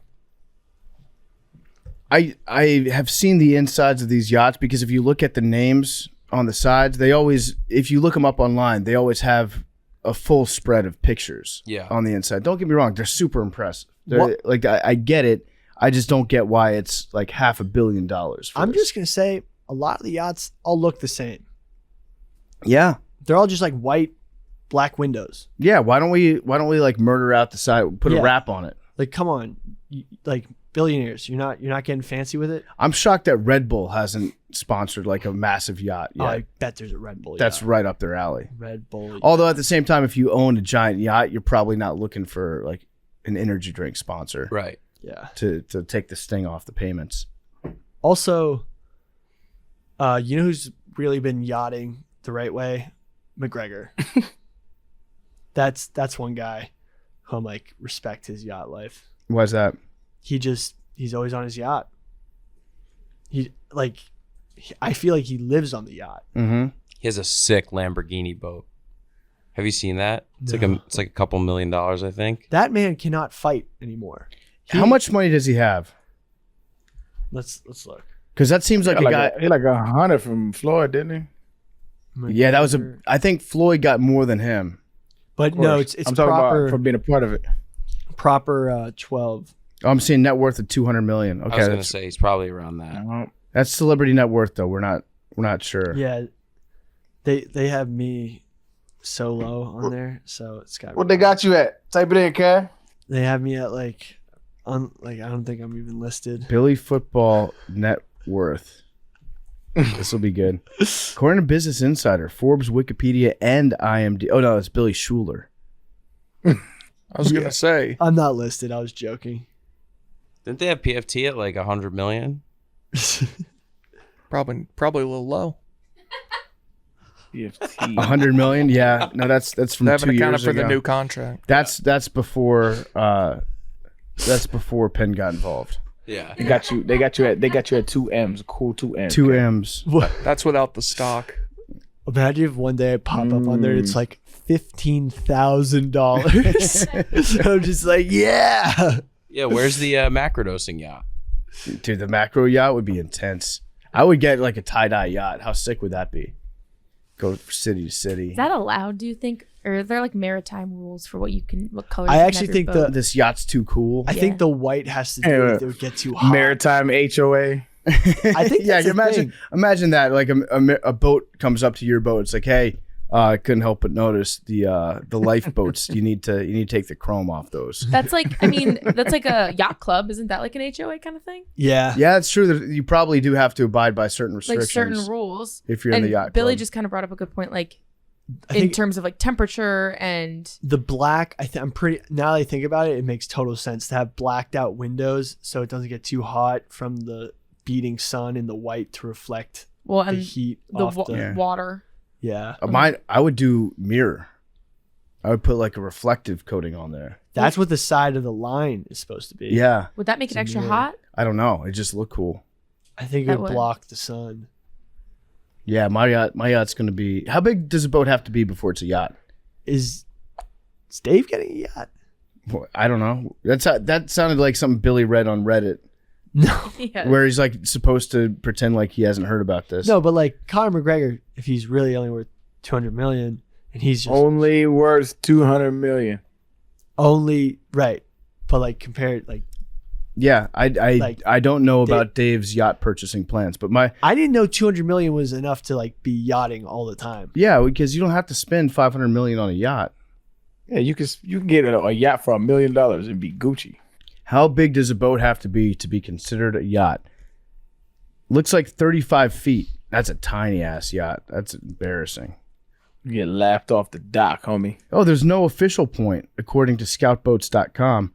Anything Like over mountains 40 and feet. hills. Yeah, mountain. Yeah, when does a hill become a mountain? Yeah, they don't have a minimum size. So I'd say I could get a yacht. I could buy a yacht tomorrow. Hell yeah. I actually have a yacht. Little one-seater yacht. Mm-hmm. I have a yacht. Do you? Yeah. So also, if you're over 79 feet, that's a large yacht. That is an official classification. Okay. So you get a big yacht, and then there's the super yachts, which are the ones that have the crew and all that shit. I have a yacht that I go fishing in. Okay, I'm looking at the largest yacht is built by German shipyard Lucen Yachts. Ooh. Lursen Yachts. What's it called? What's it called? It's called the Azam, Azzam. Yes, It's owned by Sheikh Khalifa bin Zayed Al course. Nahyan. Holy He's the second president of UAE, the ruler of Dubai. RIP, he just passed away. $600 million. that is a gigantic. The super yacht. It's 13,000 tons. It's got a pool on it. Oh, I'm sure it's got probably multiple pools. It's got an open floor plan, so it breathes. That's nice. Which Yeah, this is fucking. This is baller. oh, I once met a dude who was part of like the yacht crew, Mm-hmm. and he was from, I want to say, Croatia. Yeah, they have Yacht Week up there. Yeah, and he's just like, yeah, I just bounce around the globe, going like port city to port city. And it's awesome. Get paid well. Don't have to pay rent. Yeah, I'd say that sounds like that's a pretty good lifestyle. Do you guys want to do some voicemails? Yeah, I'm trying to think. If I have any stuff I've been keeping pent up while I was sick. Let's do Gotta some learn of about. these voicemails. These voicemails are going to be brought to you by Beard Guys. Beard Guys offers a comprehensive collection of beard care products for all types of facial hair and skin types. It cleanses, enhances, moisturizes, and styles. Arian, we got to get you some Beard Guys. What do you put in your beard? Juices and Betties. It looks luxurious. So Coming to America reference is to Americas. God damn it. Oh, well, I love that. That's a great movie. What part is Yeah. that from? When he goes to the barbershop and he goes, "What you got in your hair, boy?" He goes, "Just Juices and Betties." They have best-selling products, including Beard Wash and Tame 2-in-1 wash and conditioner for beard hair. So it's specifically for beard hair, like you've got, Arian. It deep cleans your beard, purifying it from daily buildup and grime, nourishes your beard hair with argan oil, vitamin E, and olive oil. They've got Beard Balm that tames facial hair, keeps it smooth and soft, keeps your beard conditioned, tamed, balanced, and soft while providing a light hold. They've got Beard Oil that softens the facial hair, hydrates the skin, reduces itch, packed with a blend of argan, avocado, coconut, grapeseed, sunflower, and jojoba oils. Big T, what do you put in your beard? Nothing yet. I want some Beard Guys. Yeah, we got to get some Beard Guys for Big T, for sure. You can craft your beard care routine today at beardguys.com. That's beardguys.com. All right, let's do some voicemails. Okay. We got 2 today. What's up, guys? It's Elijah from Atlanta. And I just had a quick question. What would you say y'all's favorite albums of all time are? Y'all touched on music a little bit in the show. Never really heard anything in detail. So figured I'd ask. But, yeah, I love the content, man. Y'all keep it up. Peace. In honor of Spotify and Apple Wrapped dropping today. Yeah. Yeah, Of which we're very grateful for everyone. shout out everybody that sent us their Spotify rap. That was Nuts. it was cool. It's very cool to see. Arian, do you have a answer right off the top of your head? Greatest albums of all time? It's just too many, man. But just like off the top of my head, we have to go genres. You know what I mean? So Yeah. if we go on hip hop, that's tough, man. Hip hop, I would personally say Equimini. It's up there for sure. If I go Outkast though, I'd probably go Stankonia or Love Speaker Box and Love Below. Either one. But since I'm saying, it's just too many best albums. I don't know them. Frank Ocean's Channel Orange, classic. Good one. All Eyes on Me, Tupac, classic. Shit, man. I'm talking about back like you just play back to back. R&B. I just did R&B. That's all I'm thinking of. So, old school. Oh, Wu-Tang Forever. Wu-Tang Forever is classic. Or 36 Chambers, that was lit too. Stevie Wonder, Songs in The Key of Songs in Life. the Key of Life. Yep. That's fire. Any, and I mean fucking any Earth, Wind and Fire album is just all of them. They did not miss. Yeah, man, I can go all day. This is my bag. For rock music, I would say Rage Against the Machine, self-titled, is a great album. No skips on that album. I also will always love Sublime, one of my favorites. For like classic rock, you can go Jimi Hendrix, Are You Experienced?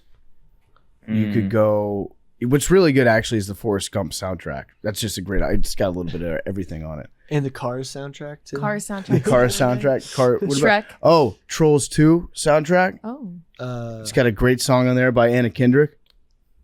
is that a bonk? No. I'm talking about a song. Did you It's a great song. smell a lot of middle school perfume in there? And Trolls 2? No, I didn't smell it. It's a great song, dude. Whatever. I wasn't even being horny, and you guys made it. You guys made it horny. What song does Anna Kendrick have on the Trolls 2 soundtrack? It goes like, "Hey, I'm not giving up today.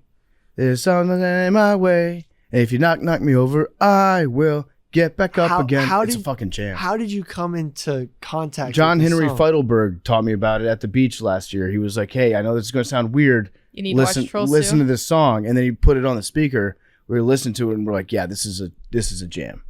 It's How a did he certified find it? I don't know. Any ACD, actually, Back in Black by AC/DC, probably one of the best hard rock albums of all time.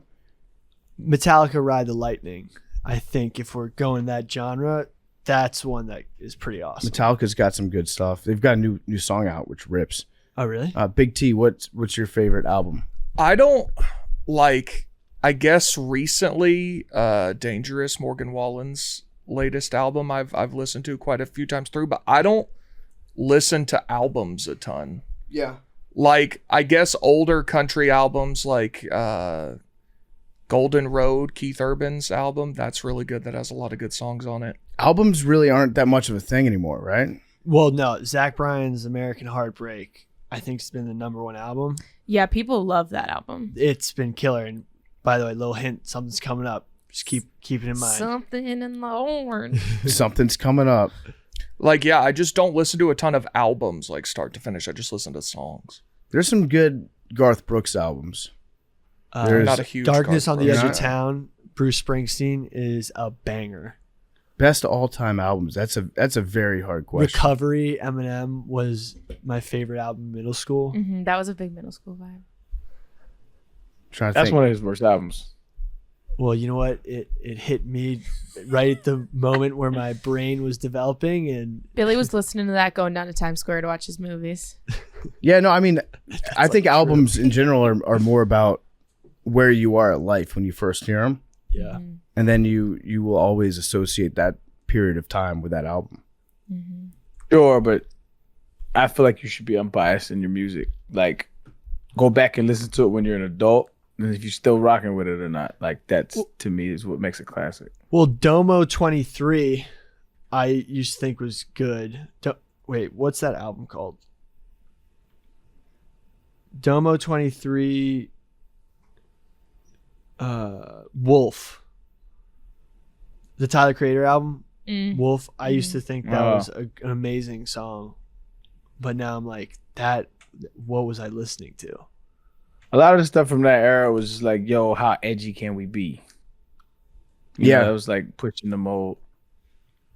I'm looking That's right. like a lot of Eminem shit don't age well. I'm gonna get a whole bunch of people in my Remember we? bumper for that shit, but oh, Yeah, remember we had the whole segment where we just read Eminem lyrics. Right. and just Oh, like, what yeah, the oh, yeah. fuck? I would say one of the greatest albums of all time, easily. Excuse me, Fleetwood Mac, Rumors. Oh yeah. Good one. Great album. Oh, You don't like that? I would say yeah. Okay, yeah. Beatles, Abbey Road. Calm down, okay. Calm down, okay. Lana Del A Rey? lot of Summertime Sadness. Sgt. Pepper's Lonely Hearts Club Band. Yep. Fucking fire. Lana Del Rey, Born to Die. Great. Oh, one. It's killer. here's album. a underrated one. What is her name? Speaking of Tyler the Hold Creator, on. I love Flower Boy, which is so basic of me, but Flower Boy is such a perfect. No, album. that's a great album. No, I that's a love great album. that album. That Is is- so good. Great album, okay. Okay. Alina Baraz, Urban Flora. Dog. That shit is flawless. That shit is amazing. Yeah. Oh my God. I'm looking at Rolling Stone's list of the best albums of all time. They put Marvin Gaye, What's Going On, number 1. Oh, I forgot about that. Oh, Nas, Illmatic. That's a hip hop staple. The Stranger by Billy Joel is almost perfect Oh. album. Doggy Style, Snoop. Making Movies, Dire Straits is a killer album. Go listen to Water of Love. Was it? Walk of Life. No, Water of Love. Thriller is up there. Water of Love. Exile on Main That's Street. always a debate. Thriller versus off the wall. Yeah. Yeah. London Calling is another good one. And there's some good Kanye albums on there too. By the way, before we end the show today, we gotta do our contest. I have the wheel ready Okay. to go. Sweet. All right. Yep. A bunch of people bought our merch, but the contest was to spend $100 or more on Macrodosing merch on Black Friday, and you had a chance to, and Cyber Monday, and you had a chance to be in studio for an episode with us. Yeah. So, and we still have the great Macrodosing shirt on right now. Billy's Yes. wearing it. Check it out on the Barstool store. It It's is beautiful. all of us and the Giant Yeti doing a podcast together. So what we're To spinning me, the that's wheel the for, best shirt we've done. That's Yeah. the best shirt we've done. I By like it a far. lot. It's sick. Sneaky. Avery looks dummy thick on it. Thanks. Yeah. Appreciate it. So what we're doing right now, Very accurate. what we're doing right now is we're spinning this wheel to see who gets to be the Yeti on the shirt Yep. for an episode. You get to sit next to Big T. There's someone on this list that said they would fly to England Fly for the show. from England. From England. Okay, I was yeah. going to say, why would we be in No, England? not That's England. okay. We Yeah. could go to England. Sorry. Destination podcast. Yeah. So he might I'm win. with that. So we'll I'm with see. that. All right. I'm gonna Okay. hold my phone up to the camera and spin. All right, let's go ahead and do it. Okay, we've got a lot of names on there. Yep. Did we do any background checks? Yes. Yep. People had Plenty. to send us receipts. Okay. I mean, On the people is what Billy's talking about. Like, will somebody want to kill us? All right, spinning. Oh no. So if you want to, I don't know. Super Emerson. Super Emerson. All right, I gotta go find out who that is. That might be the guy from England. Is it Super Emerson Emerson? sounds pretty English. Let me see. Emerson. Stand I love by. that name. Super Emerson. Going to meet Is Emerson his by the first pub. name actually Super? That'd be sick. That'd be cool. Yeah. Let me see. It's not on Instagram, so it's gotta be on Twitter. Let's see. Yep. I will fly from England to New York if I'm selected to sit in on your show. Oh, Let's shit. go. That's Well, we about to nuts. call your motherfucking Yeah. bluff. Let's Yep. see. Let's see Super Emerson. I'm gonna hit him up now. Let's see how That's Super. awesome. Hell yeah. Love it. All And right. the wheel is just. Congratulations to Super Emerson. Yes. We appreciate I hope he has hair miles. we appreciate everybody who bought that's something a- on Black Friday. That's a 700. fucking That's an expensive that's a little flight. trip. That's a little trip, okay. Yeah. And Billy is going to be in charge of showing you around the Yeah. office. Super We'll give Emerson. you a full tour. Entertaining clients. Yes. Let's do it. Billy, you might have to go out to a pub with him, but you're not allowed to drink anything. You just have to Perfect. watch him drink. Okay. All right. Thank you guys for tuning in. We will see you next week. hopefully I'll get back from Panama safe and sound on time. Yeah, if you get stuck in Panama after making out like Qatar, you can't. like, come do that. on, you can't be doing that shit. Yeah, let me know if anybody out there has any recommendations of shit to do in Panama City, Panama. I'm all ears. What do you think is more dangerous, Panama City Beach or Panama City, Panama? If you're Dak Prescott, I'd say Panama City Beach just in general. That place sucks. We need you to go to more places with Donnie so you can get arrested, because we have a T-shirt on standby. It's like the nuclear button. Yeah. Like we have a logo of, it says free PFT and Donnie. It's actually really cool. Yeah. So honestly, I talked to Hank about it. I was like, what if we just like go dark and we don't tweet or And then post I anything? just post the shirt link and nothing else. And well, yeah, and nothing else. But like, if we just went dark for a while, people would think that we got arrested in Qatar. And I was like, 100%. that'd be kind of funny. But then I thought to myself, wait, no, because then there's going to be a lot of people back here that aren't sure whether or not I'm okay, and then that's a whole thing to get. No, So I said, no, we're not going to do that. We're not going to cry wolf on this. no, one. guys, go to a Scandinavian country that has sick prisons and get arrested. Like, did you see what they had ASAP Rocky in? No, like basically a treatment center. get home No, ASAP. it's- ASAP. No, but like, All time. look up a Swedish prison cell. Like that dude, that like mass shooter, the Swedish dude. He's been like, it's Swedish prisons are like an IKEA store. Oh yeah, I know that guy's going to get let out. Like they don't have long sentences there. Yeah, that's fucked. All right. Well, anyways, I don't plan on getting arrested in Panama. I'm not going to be doing anything illegal down there anyways. But I'll be back next week. We will all be back next week. And we'll see you on Tuesday for Nanodosing. Love you guys. And thanks again for everybody that posted their Spotify and Apple year wrapped. It's very cool. Thank you for allowing us to spend the year with you. Love you guys. And everyone who bought merch, thank you guys. Love you guys.